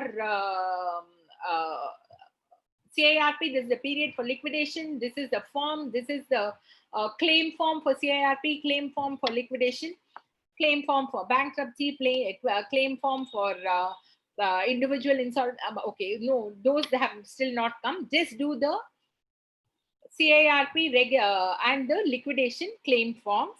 They will be different. Form A, especially when you go to Form B, Form C, Form D, and Form E, they will be different for both. Now we come to submission of claims. So any person who's claiming to be an operational creditor, so the moment the application, the public announcement is given by the interim resolution professional, they will be getting the claims from all the operational creditors and all the financial creditors. The operational creditors will submit the claims in Form B. We saw that earlier. And they can also submit supplementary documents or clarifications in support of the claims and the existence of the debt. Okay, in case they have anything with an information utility or they have any other documents, they have to do. In my case, I have a CHIT company in which they give me the CHIT passbooks and their payment receipts which have been issued by the CHIT company. Other relevant documents are your PO or contract for the supply of goods, invoice demanding payment for the goods and supplies, order of court or tribunal which is adjudicated, any other financial documents. All these we have to now here in this case, we have to apply our knowledge as chartered accountants, because we have to verify the claim and accept them. Normally, if you see, there is a case law also which says that the resolution professional has to accept whatever is the claim which is being made. But in case there is no basic legality tenet of giving that claim itself, you have to use your competence as a chartered accountant, ask for more proofs for that claim. So a person claiming to be a financial creditor will submit a claim in Form C, and they can again give the supplementary documents. Banks will give you huge sets of documents, and other NBFCs and ARCs will also give you, ARCs are the asset reconstruction companies also, which now file a lot of cases. And it can be proved again with the records available with an information utility, or they can give a contract or a record. So here again, all these are mentioned in the regulation. We can also ask for any incremental documents as our professional knowledge takes. Form CA is the person claiming to be a creditor in a class. Now there will be companies which have deposits, or in my own case, where I had a benefit fund where there were deposits which were collected. So for those people, in case there are more than 10 people, 10 depositors, then you can ask them to be represented by a authorized representative. So in those cases, they will give you the claim in Form CA, where they will give you all these documents, and they will also give the choice of the insolvency professional, because you have already given in the public announcement a choice of 3 people. They will choose any person whom they want to act as an authorized representative, and they fill their name in this Form CA and give it to you. Then Form D and Form E, this is by employees of the corporate debtor. Workmen and employees will submit their claim in Form D. And in case, they want to go through an authorized representative, because there are a huge number of employees, they can give it in Form E. So again, these are the proofs which has to be collected. Other documents we know is proof of employment, evidence of notice, order of court or tribunal. These are all the things. Any other creditor can give a claim in Form number F. This comes under Regulation 9A. Again, they have to give proof of their amounts which are due to them. Other aspects, What is a substantiation? So you as an interim resolution professional or the RP can call for any further evidence than what is submitted, or call for any clarification from the creditor to prove that the amount is owed by the CD to him. Because the moment you accept the claim, then what happens is, in case of liquidation or in case of resolution plan coming in, we have to know what is the amount which is payable to that person. So you can call for any such claims, and the creditor shall bear the cost of proving the debt due to such creditor. So here I would like to, tell you this, GR sir was also mentioning, apart from chartered accountants, company secretaries, cost accountants, and lawyers can also write this examination, this limited insolvency examination. They clear it and they practice. But what I have seen during the course of my practice is that it's a chartered accountant who's able to handle this work much better, because we have a holistic view of a business. We may not have the technical knowledge. That also our course prepares us to a certain extent, because we do our articles and we go to our the various clients' places. So technicalities also, we will be able to understand. But your the impact of company law, impact of income tax. Now, in the case of loans and advances, in the case of deposits, listed companies going into insolvency, so you should be thorough with the provisions of Companies Act, Section 185, Section 186, Section 73 to 76. All these sections we should be thorough with. We should be thorough with Section 233. When it comes to, liquidation, we will see that also. So you can also, network with the company secretaries and advocates within your network. And in case they get allotted these assignments, you can go in as a consultant, because they can appoint consultants to help them with all this work. So even if we are not able to get our own work for the first 6 months or 1 year, we can get our experience by assisting the other people in the network. Because definitely I have seen that advocates have a lot of difficulty in handling figures, a lot of difficulty in understanding the balance sheets, understanding how the claims are even being made. And, as soon as when we go through the duties, we will see you have to go there and do a stock verification. An advocate is generally not into stock verification. Whereas as a chartered accountant, when I go, I'm able to handle all the entire gamut of this insolvency. So here also other aspects, when you are verifying the claim, you will be using all your professional knowledge. And you have to ensure that whatever is a claim that you're admitting is a legally valid claim. It cannot be disputed later by anyone that your admission of a claim is wrong. So the creditor should submit the claim with the proof on or before the last date mentioned in the public announcement. But in case they fail to submit it on the last date, they can submit it before the 90th day. This is why notification dated 3/7/2018. Earlier it was before the submission of the resolution plan, but now up to 90 days they have the time to submit their claims. But normally we say within 14 days, and we'll mention the date by which they have to submit. So where the creditor is a financial creditor, he gets included in the committee of creditors as on the date of admission of the claim. So I spoke a lot about verifying the claim, so I'm not going to cover that. So the list of creditors should be available for inspection by the persons who have submitted the claim. It should be available for inspection by the members, partners, directors, and guarantors. It should be displayed on the website. It should be filed. See, these are all duties which we have as a resolution professional.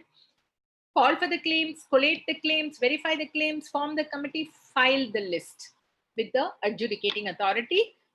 And when you form the committee of creditors, again, you present it in the first meeting of the committee of creditors. Then determination, this is simple. If there is any debt in foreign currency, you have to take the exchange rate as on the insolvency commencement date. So now we come to what are the duties and how the resolution professional is appointed. So the adjudicating authority has to appoint, in case it is an application which is initiated by the OC, within 14 days, he has to ensure that the IRP is appointed. In case the IRP is not recommended by the operation creditor, resolution professional has to be specified actually in the application itself. Term of the resolution professional shall continue till the date of the interim resolution professional will continue till the date of appointment of the resolution professional under 22. So as an insolvency professional, interim resolution professional who has signed up for it along with the application, the term is only till the date of the first meeting of the committee of creditors. The committee then has to ratify or decide to continue with this interim resolution professional as the resolution professional, or they may bring in somebody else. So appointment of the IRP application does not specify. The adjudicating authority has to make a reference to the board. Okay, and ask them for, so make a reference to the board. Now, what they normally would do is they will refer to the list which has been sent to them by the board, and they will assign it to them, or they will refer to the board.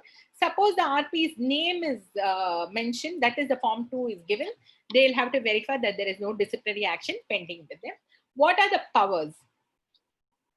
So you get appointed as the IRP, the case has been admitted today and you get appointed as an IRP, you have certain powers. That is, you have to manage the affairs of the corporate debtor. What happens is, the date that the case is admitted, the powers of the board get suspended.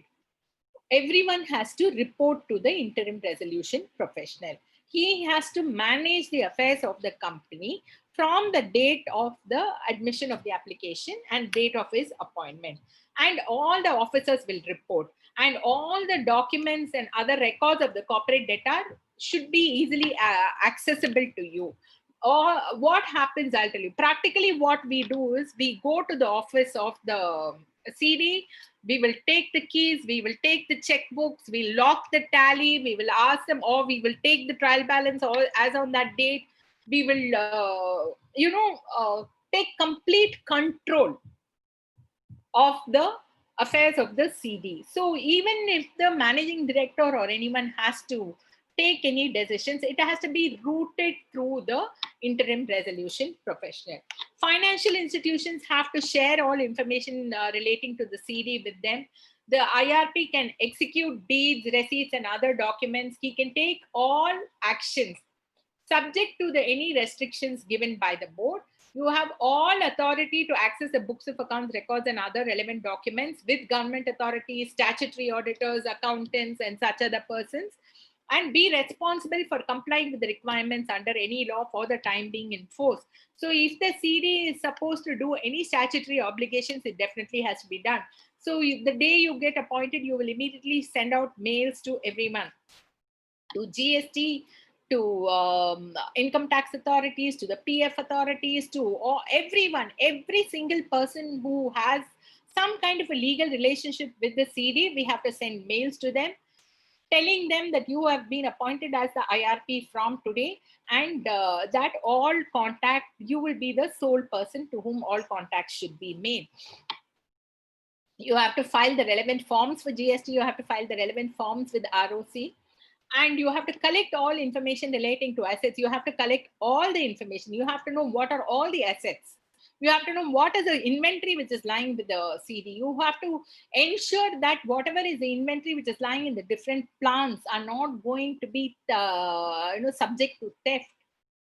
Nobody is going to take anything and go. You have to get all the stock certificates from all the locations, all the business operation. You have to get the financial information about the business operations for the previous 2 years, operational payments in the previous 2 years, list of assets and liabilities, anything and everything, whatever information you need to get, you have to get it and keep it in your hand. Receive and collate all claims. So this is as far as the CD is concerned. So within that first 3 days where you are going to issue the public notice, you will be doing all that. And then your claims will start coming in. You have to receive and collate all the claims pursuant to the public notice. You have to, one of the major duties of the interim resolution professional is to constitute a committee of creditors.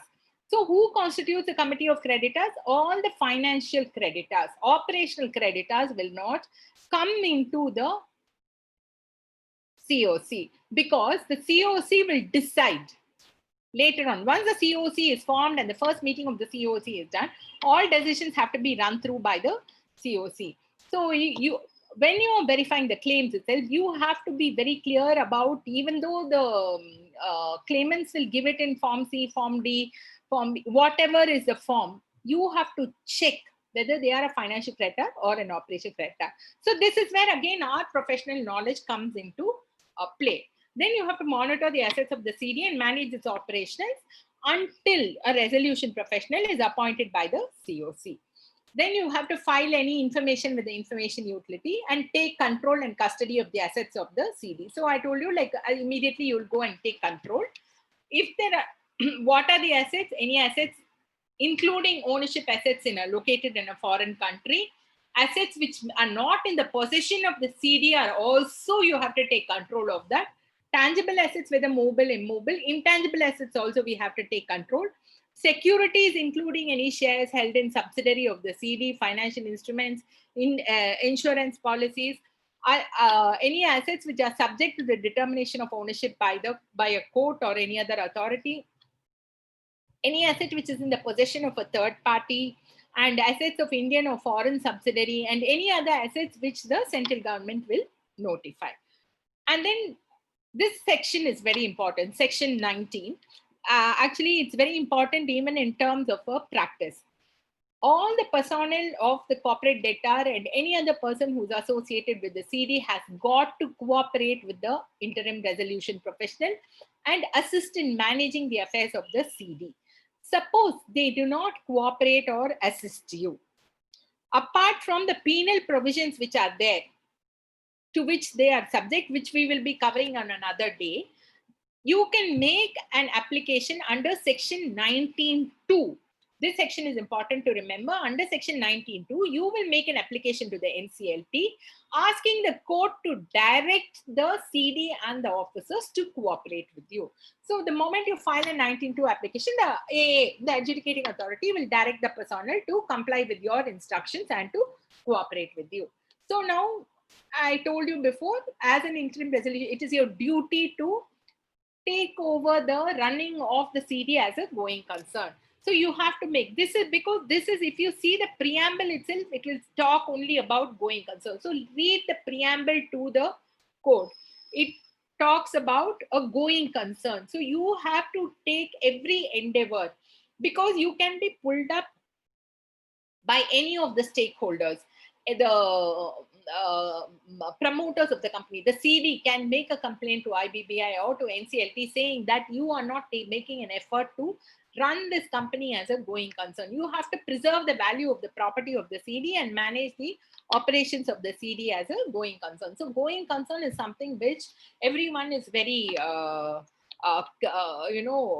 keen on, and they will look and see whether we are doing it as a going concern. So as a going concern, what are your rules and duties? What do you have to do to ensure that it is as a you're taking it forward as a going concern? You can appoint accountants, legal or other professionals as may be necessary. So normally what happens, the moment you go, the company gets admitted, the statutory auditor will resign. So you'll be running around to looking for a statutory auditor for the company. You have to get the information from the auditor. You have to ensure about the NOCs, all our institute compliances. You have to help everyone to do all that. You have to enter into contracts on behalf of the CD. Now, suppose the company is an export-oriented unit. In case there are any orders which are, running orders, any pending orders, all those things will happen under your control. So you can enter into contracts, you can negotiate bills with the bank, you can amend or modify any contracts or transactions entered into before the commencement of the CIRP. You can raise interim finance. Suppose there is an order for around 1,000 garments which needs to be done.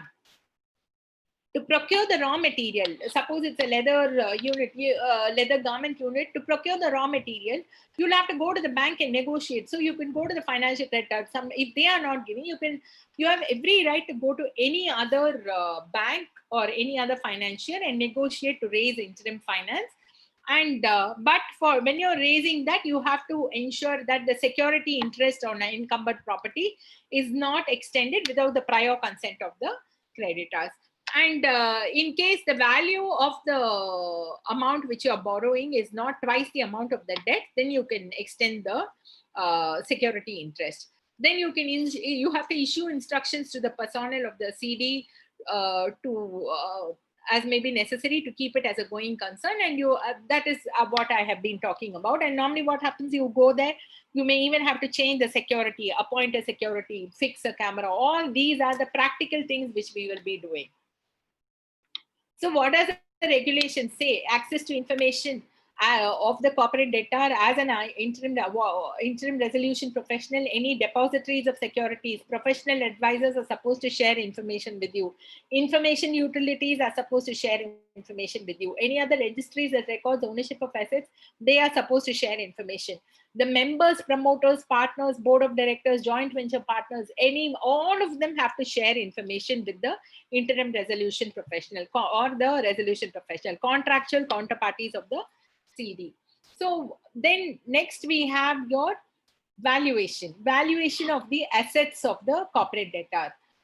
This is, we will deal with it as we go along. This has to be done on all the assets. You are supposed to conduct a valuation by two valuers. So what happens the day that you get appointed, all these things you will be doing simultaneously. You will appoint two registered valuers. Registered valuers are valuers who should be registered with IBBI after having taken the RVO examination. You'll be appointing two registered valuers within 7 days of the appointment of your appointment, if there are any assets which need to be valued, but not later than the 47th day from the insolvency commencement date. They are appointed to determine the fair value and liquidation value of the corporate debtor. See here, this is where again we will take professional calls, whether you want to do a business valuation or whether you want to do only a valuation of the assets, whether the stock has to be valued. All these you have to take professionally informed decisions. Persons who are ineligible for appointment is a relative of the resolution professional, related party of the CD, auditor of the CD during the past 5 years, and any partner or director of the IPE. So you have this information entity, insolvency professional entity, where a partner or a director of that entity cannot be appointed as a valuer. So they will determine what the fair value and the liquidation value. So they have to submit to the resolution professional an estimate of the fair value and of the liquidation value according to the internationally accepted standards.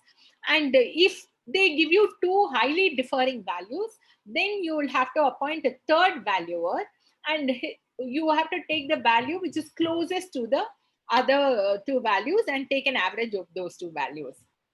So what is a COC? I've been talking about COC all this while. COC is the committee of creditors who takes the decisions. So the IRB issues the public notice, calls for claims and collates the claims and forms the committee of creditors. And all this should be done with very, very strict timelines. Then what do? They have to distinguish between the operation creditors and the financial creditors. And you have to again distinguish between financial creditors who are related parties of the corporate debtor and non-related parties, because related parties to the corporate debtor cannot form part of the COC. So what happens when you get all the claims, you will know how much of money the CD owes. Okay, how much of money the CD owes, what is the total number of claims, and then everything will start falling into place for you as to so much money is owed, so much is the assets, so many people have made claims. And I tell you that the moment the claims start coming in, everyone, however much they are in know of the process or they don't know about the process, will make you the one point of contact, and they think that you are not withholding all the money from them, and they will start harassing you. I would say is too strong a word, but I can't think of a milder word. They will start asking you to repay them. They will start. Till today, I have 300 people calling me every day asking me, ma'am, when are you going to make my payment? Because they are all chit subscribers and this man did not repay them. So you have to constitute the committee of creditors along with the with all the financial creditors who have made the claims with you. So all the decisions of the committee of creditors shall be taken by a vote of not less than 51% of the voting share of the financial creditors. So that is dependent on what is the total number of claims you have made, what is the total amount which is outstanding, and you will decide what is the share of the financial creditor in the COC. So the board can also specify the manner of voting and determining the voting share.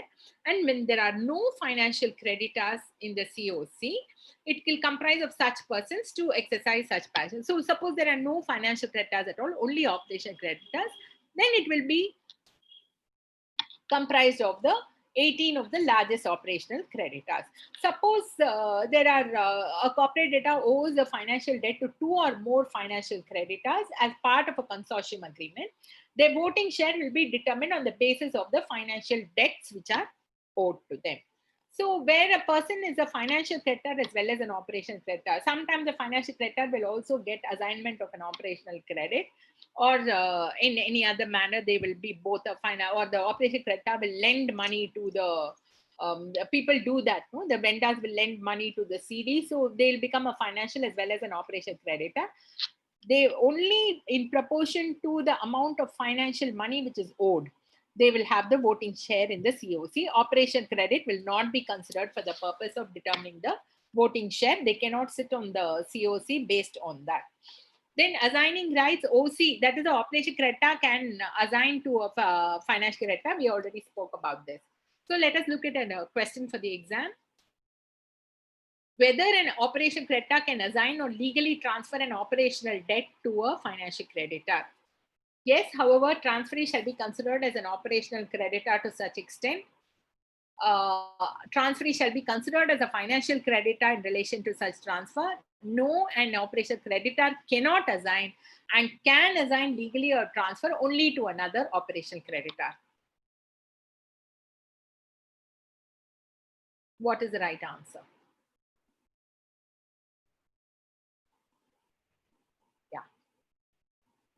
Right. Many people have said A. It can, operation creditor can transfer to a financial creditor and he will be considered only to the extent of the amount that is transferred. Okay, answer is A.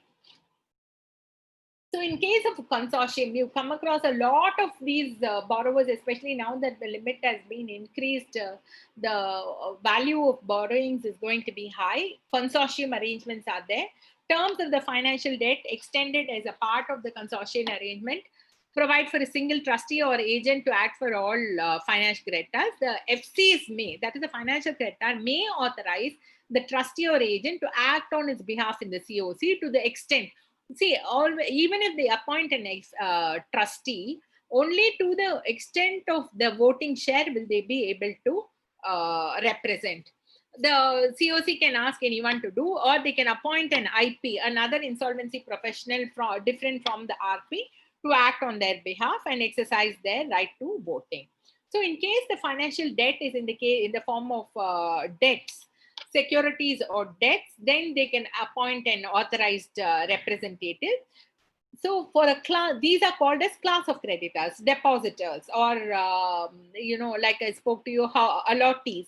Allottees in a residential apartment thing will be a minimum of 100 allottees are needed or based on their debt. And in the case of deposit holders, at least 10 of the financial creditors as per this definition is in the CIRP regulations. You go to CIRP regulations definition 1A, they will say that at least 10 financial creditors, minimum of 10 is required for the class of, for them to come into class of creditors. And like I told you, in the public announcement, you will give 3 names, and from the 3 names in form CA, they will choose 1 name. And the person who has the maximum number of people supporting him will be appointed as the authorized representative. Where it is represented by a guardian, executor, or administrator, he shall act as the authorized representative on such of FCs, and the authorized representative shall attend. Normally, the authorized representative will attend the meetings of the COC and vote on behalf of the financial creditors. And but what you should remember is that the authorized representative does not have any right to determine the claim or anything. He's only representing the claimants. Remuneration is payable for an authorized representative as in terms of the financial debt or relevant documentation. That is, if the financial creditor is going to appoint. In other cases, it will be as per the regulations. We will see that as we come down. So when an operation creditor has assigned or legally transferred an operational debt to a financial creditor, we saw this also. To the extent of such transfer, the financial creditor will be considered as an operation creditor. So COC shall have the right. So the COC can ask the resolution professional for any financial information in relation to the CIRP at any time, and the resolution professional has got to provide it within 7 days. This examination, this particular code has a lot of timelines, a lot of percentages, a lot of days, periods. Please read all of them. 14 days, 7 days, 21 days, 180 days, 90 days, 330 days. All these should be at your fingertips, because these are the areas where we can score marks in the exam. They will be direct questions, but they will say 7 days, 14 days, because this 7, 14, 21 is there in a number of places. You have to see its applicability. Prepare your charts. So if the COC is asking the RP any questions, they have to give reply within 7 days. 14 days, claims. You have to remember where all 14 days comes, where all 7 days comes. Prepare your tables and prepare when you're preparing for the exam. Committee with only operation creditors. I told you there are no financial creditors. The corporate debtor does not have any financial debt, or they are all related parties of the CD. He has borrowed money only from family and other related parties. Then, as per regulation 16, the operation creditors can be forming the COC. 18 of the largest operation creditors by value will form the COC. If there are lesser than 18 members, then all of them will become the members. One representative of all workmen and other than those included in A, and one representative for all employees. So who constitutes a committee of creditors? Insolvency professional, financial or operation creditor, IRP or adjudicating authority.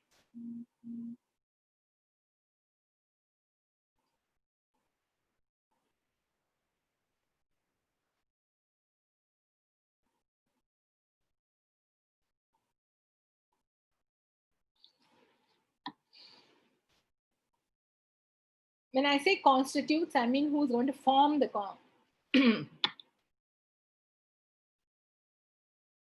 varying different answers. So let us see what the correct answer is. Financial or operational creditor. Now, voting rights. Voting rights is very important because they are the people who are going to take the decisions or approve the decisions of the resolution professional. Committee shall have voting rights in proportion of the debt due. See, this can come. You should be clear about these regulations because it will come in the case study. They will say that this financial creditor A has so much, of the total default is so much, the financial creditor A has lent so much, this is his percentage, this is financial creditor B is this much, ARCC is this much. So what is the voting right? Well, they have taken a vote, is it correct? So what is the voting right? What is the percentage? So you have to be very clear about all these regulations. Committee shall have voting rights in proportion to the debt due to such creditor represented by the total debt.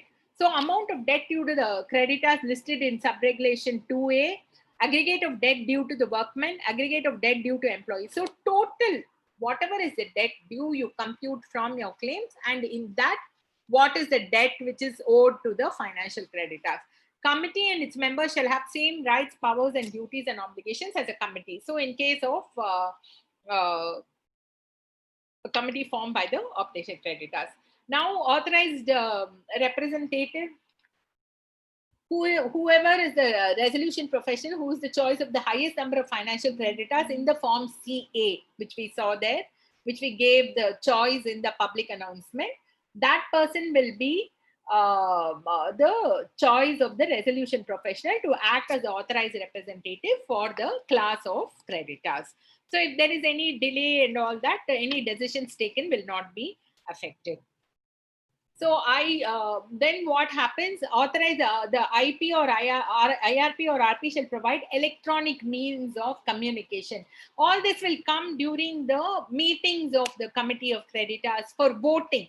So what happens? They have to provide a platform for the creditors in the class to vote, which will be in proportion to their financial debt. And here they have said that 8% interest can be paid. Please remember this 8%. Authorized representative shall serve. These are all meetings of the creditors. Authorized representative can circulate the agenda to the creditors in a class and announce the voting window for voting 24 hours before the window opens for voting instructions. Please go through this. There may be some questions on this. This is the fees in case the authorized representative is entitled to receive. Between 10 to 100, it is 15,000 per meeting of the COC. 101 to 1,000, it is 20,000. And more than 1,000 creditors, it is 25,000. So when the corporate data has only creditors in a class and no other financial creditor, then the authorized representative only will be sitting in the COC. I will try to finish as soon as possible. It's 6:40. I'll try and finish it as soon as possible. So appointment of RP. So we said that the interim resolution professional has will function as IRP only till the date of formation of only till the date of the first meeting of the committee of creditors. So he will verify the claims within 7 days, form the committee of creditors, file. Again, he has to file with the Nclt also about the list of creditors and the formation of committee. And the first meeting of the COC will be made within 7 days of the constitution of committee of creditors. And the COC may, in the first meeting, by a majority of not less than 66% of the voting share, either resolve that the same interim resolution professional can continue, or they can replace that person by some other resolution professional as the resolution professional. So where they have resolved to continue with the same interim resolution professional as the RP, they have to get, subject to a written consent from the IRP in the specified form, it shall communicate its decision to the interim resolution professional, the corporate debtor, and the adjudicating authority. So we saw one form AA. That is the form which will be given by the resolution professional here, because form 2 is already given. Form 2 is the consent. Here form AA will be given. Suppose the COC decides to replace the interim resolution professional, again it has to file. The COC has to file before the adjudicating authority for the appointment of the proposed resolution professional, again with the consent form in the specified form. Then AA shall forward the name to the board and again check if there is any disciplinary proceedings and confirm such appointment. If the board, see here again the timelines, the number of days, they have to forward the name of the resolution professional to the board, and the board has to get back within 10 days of the receipt of the name with the proposed resolution professional and confirm. Until that confirmation is received, this is in case they are changing the RP, till that confirmation is received from the board, the old interim resolution professional will continue till the appointment of the proposed resolution professional. So one MCQ here, which of the following agenda items should be taken in the first meeting of the COC?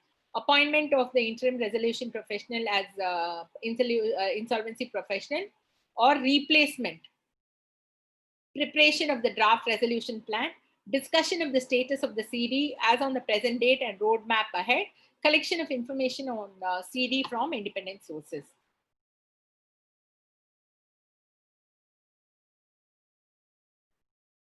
Right. Right. I think many people have given the correct answer. It's A. So now we've come to conduct of resolution process. We said that resolution professional has to conduct the operations of the CD as a going concern. He has to manage the operations of the CD, and you shall also if a resolution plan has been submitted, continue to manage the operations of the CD after the expiry of the CIRP period until an order is passed by the adjudicating authority under Section 31. So, you know what? He, along with conducting the affairs of the CD, they'll also have to call for resolution plans, verify it, submit it, and they have to continue. Suppose the approval of the resolution plan extends beyond that 180 days or beyond that period, he has to continue to manage the affairs of the corporate debtor. The RP shall exercise all the powers and duties as are vested and conferred on the IRP. In case of any appointment of RP, IRP shall, so the exchange of information between the handshake between the IRP and RP should happen. The IRP has to share all the information with the resolution professional in case there changes happen. So now we come to meetings of the how the COC meetings happen. It can be happening either in person or electronically. Nowadays, it's happening only electronically, virtual mode. RP is the person who is the chair of the meeting. He's responsible to conduct the COC meeting. And any authorized representative, that is Section 21(6), 6A, 6B, all this will talk about the authorized representatives. Any creditor has a power to appoint an IP other than an RP to represent. And fees payable should be borne by the creditor. So you have to give notice of each meeting to the COC. So, I'm just going to give a small homework to all of you. There is a small difference between the number of days of notice which is to be given for the COC meeting. Go through the regulations. Tomorrow we will be meeting. Please tell me. When we meet for the next thing, maybe the first thing people could just put it in the chat. What is the difference and for which meetings we need how many days?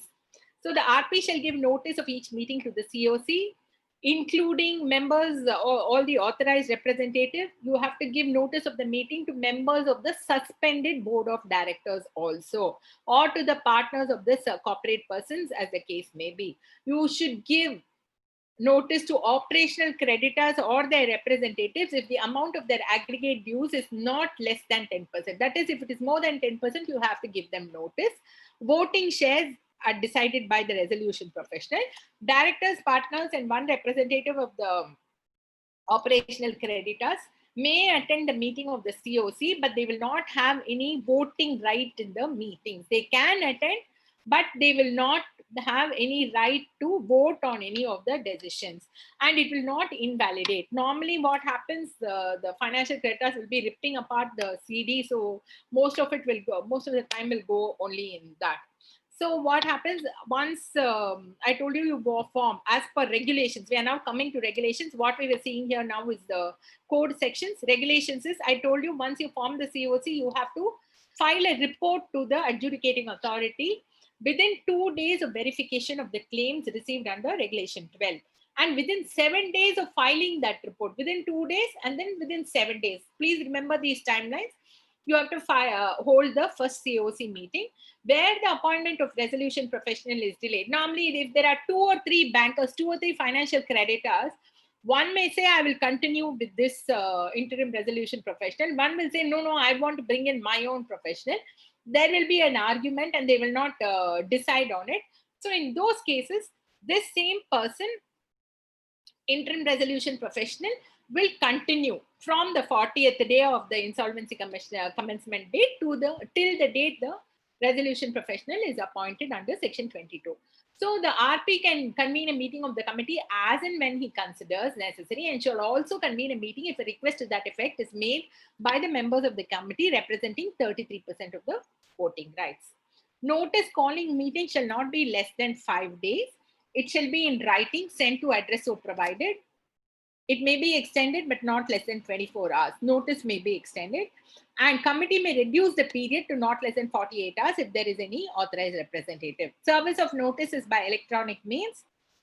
Email should state the name of the corporate data, place, data. Obligation of RP is satisfied in email is transmitted. This is very important for us practically because, once you send the email, your duty is over. Whether he opens the email and reads or whether it goes into spam, we are not concerned about it.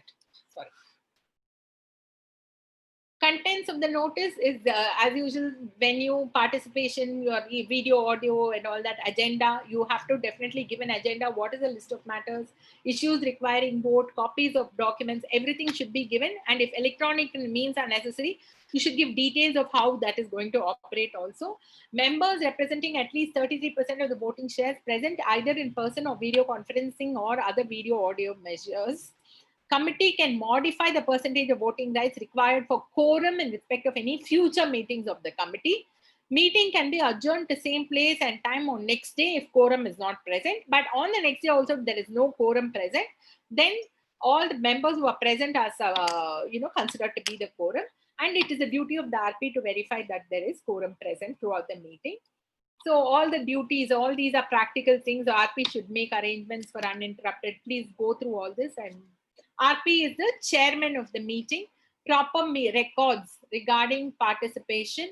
Normally, sometimes they even do a video recording in case it is a huge amount of default is huge and there are a number of consortium members there.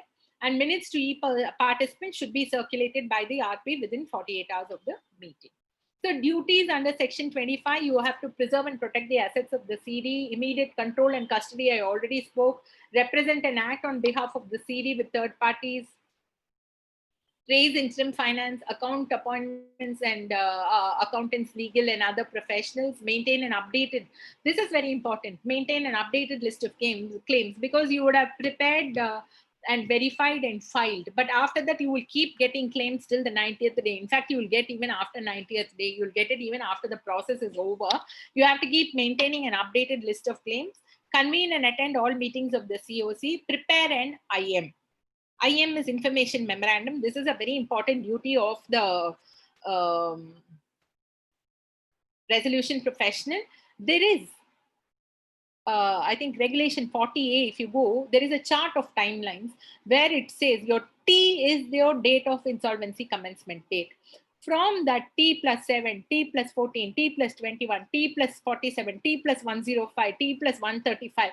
These days you have to keep it at the moment your appointment comes, you have to prepare your chart and keep it and ensure that, like clockwork, all the reports which you have to do, or you have to prepare your information memorandum. You have to file, submit your information memorandum. You have to publish your EOI. You have to read call for resolution plans.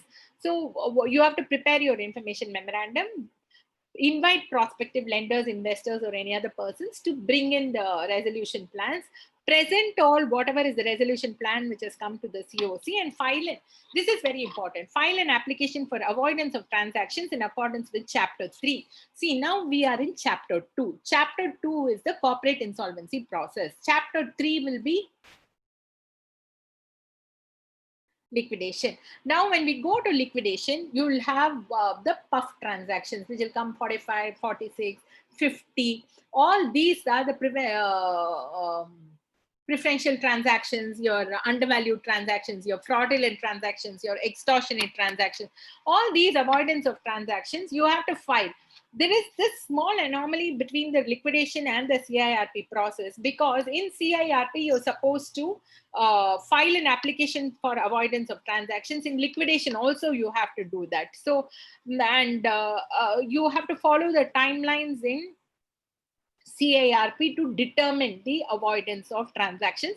This in itself is a huge practice area in insolvency, where, you do your FAFD or a CFE. You can do the fraud analytics of all these companies which come under CIRP, because invariably there is a lot of diversion of funds which happen, which, we are very effective in finding out.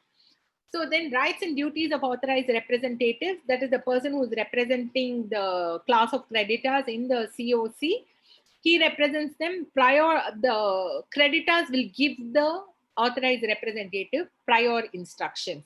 So the agenda and minutes of the meeting will go to the authorized representative, and he has to circulate it among the creditors. Then the authorized representative cannot act against the interest of the financial creditor, and he will, if he's representing several people, then only according to the voting rights which they have can he represent them. then he shall file in the COC any instructions received by way of physical or electronic means from the creditors whom he is representing. Application for avoidance of transactions. I told you these are the puff transactions which will be covered in depth in the liquidation session. Those transaction details you will have to file to the Nclt. But whether you are filing it or not, your CIRP will continue to go on.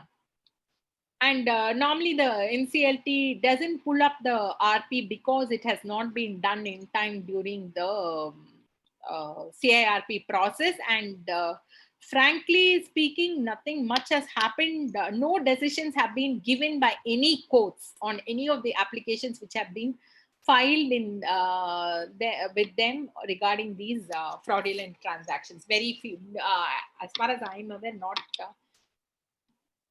nothing has been, no orders have been passed. And okay, after we'll cover that when we come to the relevant sections. Where at any time during the CIRP, so the resolution professional can, if the COC is unhappy with the performance of the resolution professional, they can again replace that professional with a vote of 66% of the voting shares. They can replace the RP with any other RP, subject to again getting a written consent from the proposed resolution professional. And again, the same process forwarded to AA. AA will get approval from board, and then they will appoint this new resolution professional. Now we come to this resolution 28. This is section 27. I'm going between the regulations and the sections. So in the event a creditor assigns or transfers a debt due to some other person during the CIRP process, both the persons should provide the resolution professional the terms of such assignment or transfer and the identity of the assignee or transfer, and the RP should notify each participant and the AA of any resultant change. Because, you know, sometimes if the financial creditor is going to transfer, normally what happens, an ARC may buy out a financial creditor and the ARC may come and sit in the COC. So in those cases, and this FC will go out, in those cases, the resolution professional has to intimate both the participants and also the committee and also the ARC, the adjudicating authority of such change. Now the sale of assets. There may be any unencumbered assets within the CD which the resolution professional may sell to, you know, either to realize better value or to even keep the CD going in as a going concern. See what happens, normally there will be a lot of, sometimes there may be a lot of scrap or there may be some unused machinery which you feel you can monetize and, you know, run the CD as a going concern. So in those cases, if it does not exceed 10% of the total claims, they can sell the those assets. This it shall require the approval of the CD of the committee by a vote of 66% of the voting share of the members, and a bona fide purchaser shall have a free and marketable title to such assets, notwithstanding the terms of the constitutional documents of the agreement. Sir, we will take the questions soon as we finish this presentation. Ma'am, the thing is, it's already 6:57, that is 7 o'clock. Yeah. Will it take another 20 to 15 minutes? Yeah, so I'll try to finish it in 15 minutes. So that we can take up the questions, Yes, at least yes, 10 yes. minutes, please spare for the questions, ma'am. Yeah. I've just come almost to the end of my presentation. Because anyway, 17th is also, there is a session for you, so that you can cover some of the things in the 17th. Yeah. No, if I cover this, I'll finish this chapter fully. Yeah. Kindly adjust your cam. Yeah. Oh. Yeah. Okay. Is it okay? Yeah, super, ma'am. Thank you. Yeah, thank you. So local administration help may be needed. So we can apply to the local administration. We can go to the police to help us with the thing. In our case itself, I don't want to take up too much of time. In my case, I had to approach the police because there was the the CD had informed all the CHIT subscribers that, a court-appointed officer has come and they're going to distribute money, and all the CHIT subscribers had come expecting us to pay them. So we had to call the police and ask them to disperse all these people. So in case you're going to visit any plant and the workers are going to, sometimes we even read about the kidnapping of a resolution professional. In all those cases, local admission help can be approached for, and they are supposed to give you the help.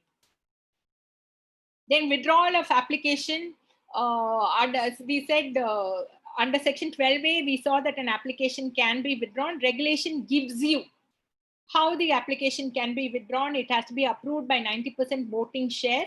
And once it is approved by 90% voting share, then the resolution professional should submit the application to the AA on behalf of the applicant within 3 days. And the AA will approve the application and the application can be withdrawn. Approval of COC for certain actions. All these, please go through. It is very, nothing much there. And again, no action of the COC can be approved unless it is approved by a vote of 66%. This is the most important point here. The other things, please go through it.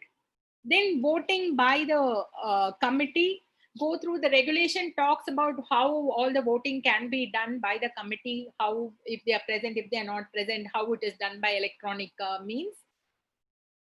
That is. Then the IM, which I was talking about, information memorandum. Information memorandum is prepared by the resolution professional. It is one of the duties. It contains static information. This information memorandum will give information to a resolution applicant, whoever is coming in, about the details of the corporate debtor, so that they can make an informed decision as to whether they want to bid. They want to come in as a resolution applicant for that particular CD.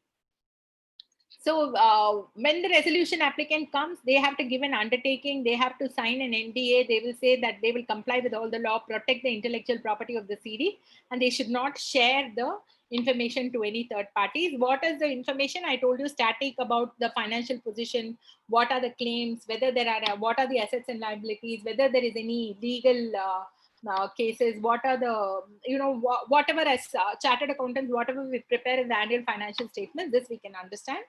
Details of any guarantees, details of the board, details of the directors and members, any material litigation, how many workers are there, any proprietary information of the CD, all those will be prepared. Section 29A is a very important section which was introduced later. This is to prevent the backdoor entry of the promoters of the company after having, after having brought the company into a corporate insolvency state, because sometimes they may tie up with some operational creditor to file an application and bring it into CIRP, and then they'll do a backdoor entry, because then they can get a haircut in the payment and they can take over the company again. So this is a person will not be eligible to submit a resolution plan. Who are all these people who cannot supply,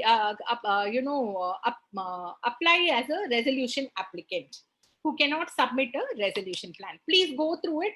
This is quite a large section with the number of who is a related party, what do they have relationship, and how they cannot be a person who is in any way connected to the company. They cannot be convicted. All these things, and disqualification under Companies Act, SEBI, all these things will come into this. Then if the resolution applicant is after all this, if they're going to submit a resolution plan, then they have to submit an affidavit saying that under section 29A, they are eligible. They are not ineligible. So that is, they are eligible to submit the resolution plan, which they prepare on the basis of the information memorandum.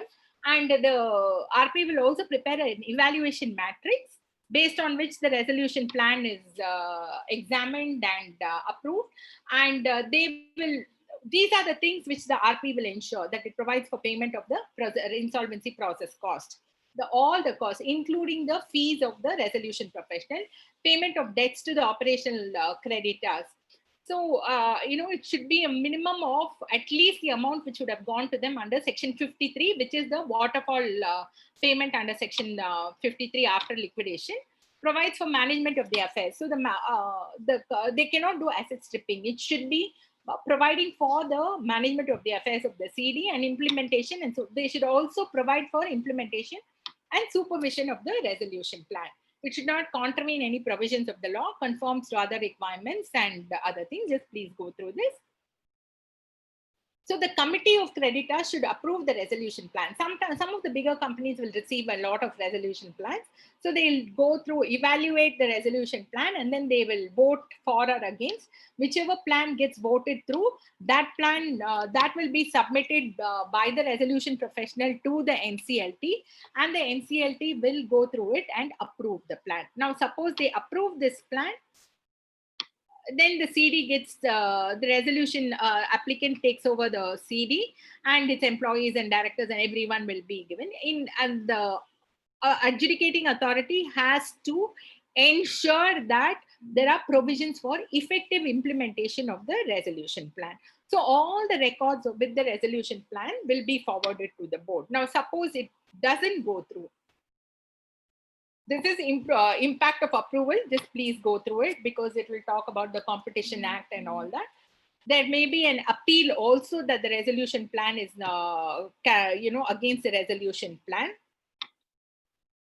What happens for the resolution plan? If it is not submitted within the due date, then an extension is allowed. If it is submitted, there will be two situations here.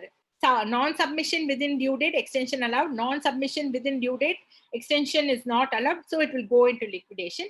If it is submitted and approved by Nclt and an order is passed by the Nclt approving the resolution plan, then the company will be taken over by the resolution applicant. The CD will be taken over. Or if it is rejected by the Nclt, it can the company will move into liquidation. So this is Form G. Expression of interest will be called. All these are all in the regulations. So who approves the resolution plan? The COC, the IP, the adjudicating authority, or the IBBI?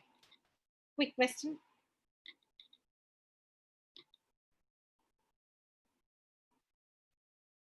Everyone is saying, some are saying A and some are saying C. We'll see.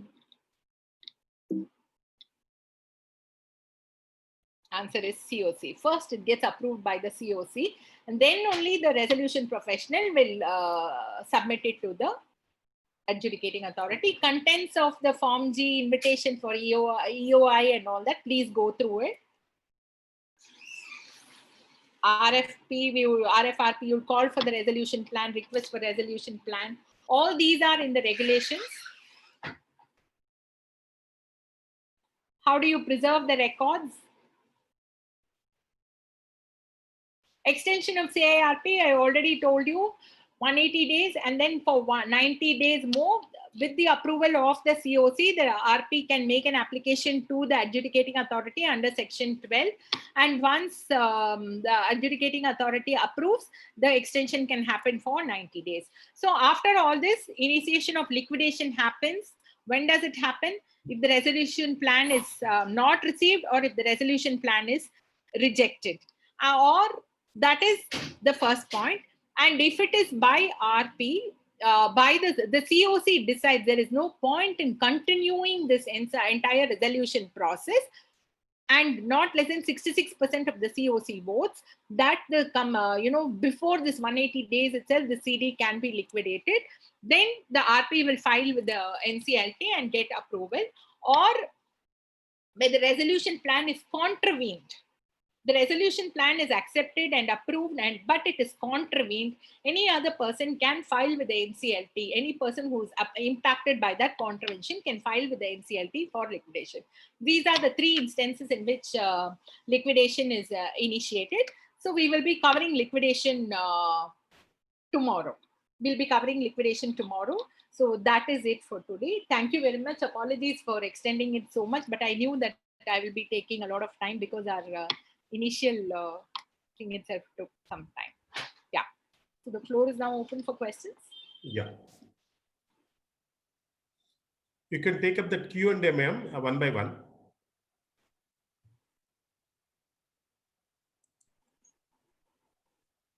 Okay. Finally.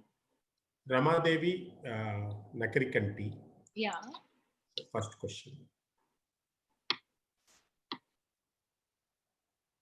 No, this is all message.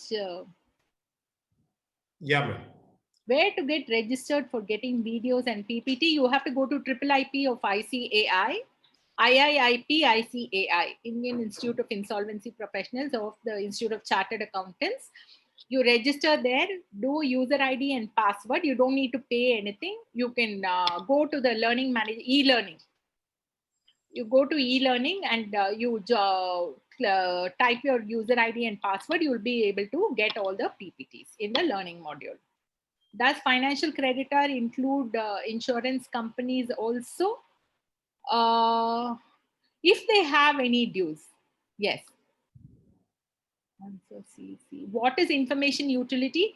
Information utility is the utility where all details of all debts owed to people is filed. So all the banks will file details about their borrowers. Any NBFC will file details. Any operation creditor also can file if any amount is due to him from any corporate debtor. Any amount of any amounts due.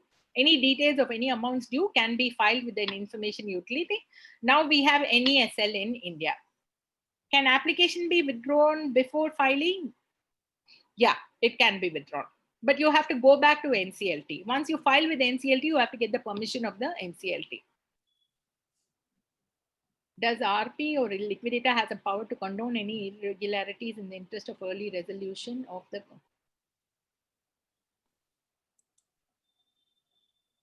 If there is any preferential transaction or undervalued transaction, the RP cannot condone. They have to apply and get back whatever is the amount due. If there is any property which has been, diverted by the CD, by the directors, it has to be got back. They do not have any powers to condone. Yeah. Next session I will do section 21A, 29A. Yeah. Whether CD already, no, it cannot, under a resolution process can file a CARP against its other debtors. CD under resolution process. Sir, I will give this reply again. I don't want to give the wrong answer. For the purpose of exam, I have not, okay. What is the minimum amount of default? Is it 1 lakh or 1 crore? For exam, it is 1 lakh. Your syllabus is only up to June 30th, 2019, when it was 1 lakh. It has been made 1 crore only in March 2020. So ignore 1 crore, keep it as 1 lakh. Yeah. Okay. Any other questions? No, that is it. Yeah. In chat also, there are 2-3 questions, ma'am. Okay.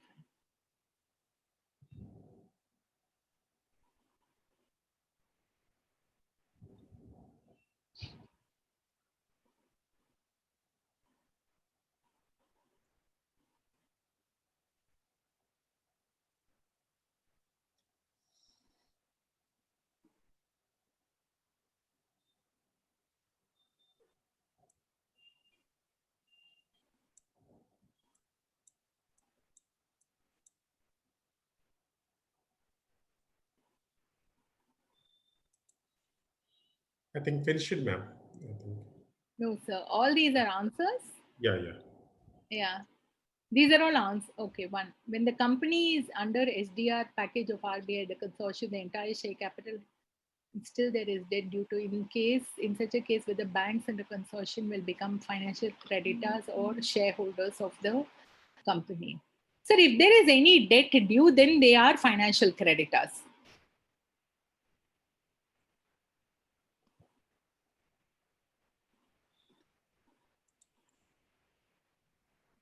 Yeah, that's it, sir. Yeah, actually, some participants has raised their hands. Yeah, yes, sir. Mr. Rao Garu, can you're allowed to talk. Can you? Is IBC code sufficient to pass the IBC exam? Yes. because IBC, if you're thorough and because there'll be 66 marks for IBC, and the balance you will have some on Companies Act, which you will be able to answer, some on financial accounting and other stuff, which we will be able to answer. General awareness we'll be able to answer. So I think that we will be able to very easily clear the exam. Yeah. Okay. Thank you, ma'am. Thank you for explaining the things in an extempore way, going on a rocket speed, but still it is understandable. Really, really great, because the syllabus is such a voluminous that we have to cover each and every point, which is to be understood by everyone also. That you made that task very, very pleasantly for us, all of us. Thank you very much. And we'll be meeting again on another session with Anita ma'am. Thank you, one and all. Thank you very much, and I'll close the session for today. Yeah, thank you very much, sir. All the members, I request please attend tomorrow by 4 o'clock. There is a session by Anita ma'am. Don't miss it. It is really, really going to be an excellent session. And I have put all the, ma'am has given the material in both the groups, the ARS group and the other group also. I have placed the material, and what are the PowerPoint presentation that is given by ma'am. You can go through it, and the video that today we are recorded in the YouTube, that will be placed in both the groups tomorrow, so that you can verify it at any point of time if you got the doubt about the class that what has been presently completed. Thank you very much, and I request to have a good night, and kindly attend tomorrow by 4 o'clock, 4 p.m. sharp. Thank you. Thank you very much, sir. Thank you to all the participants. Very excellent participation from everyone. Thank you. Thank you, sir. Thank you.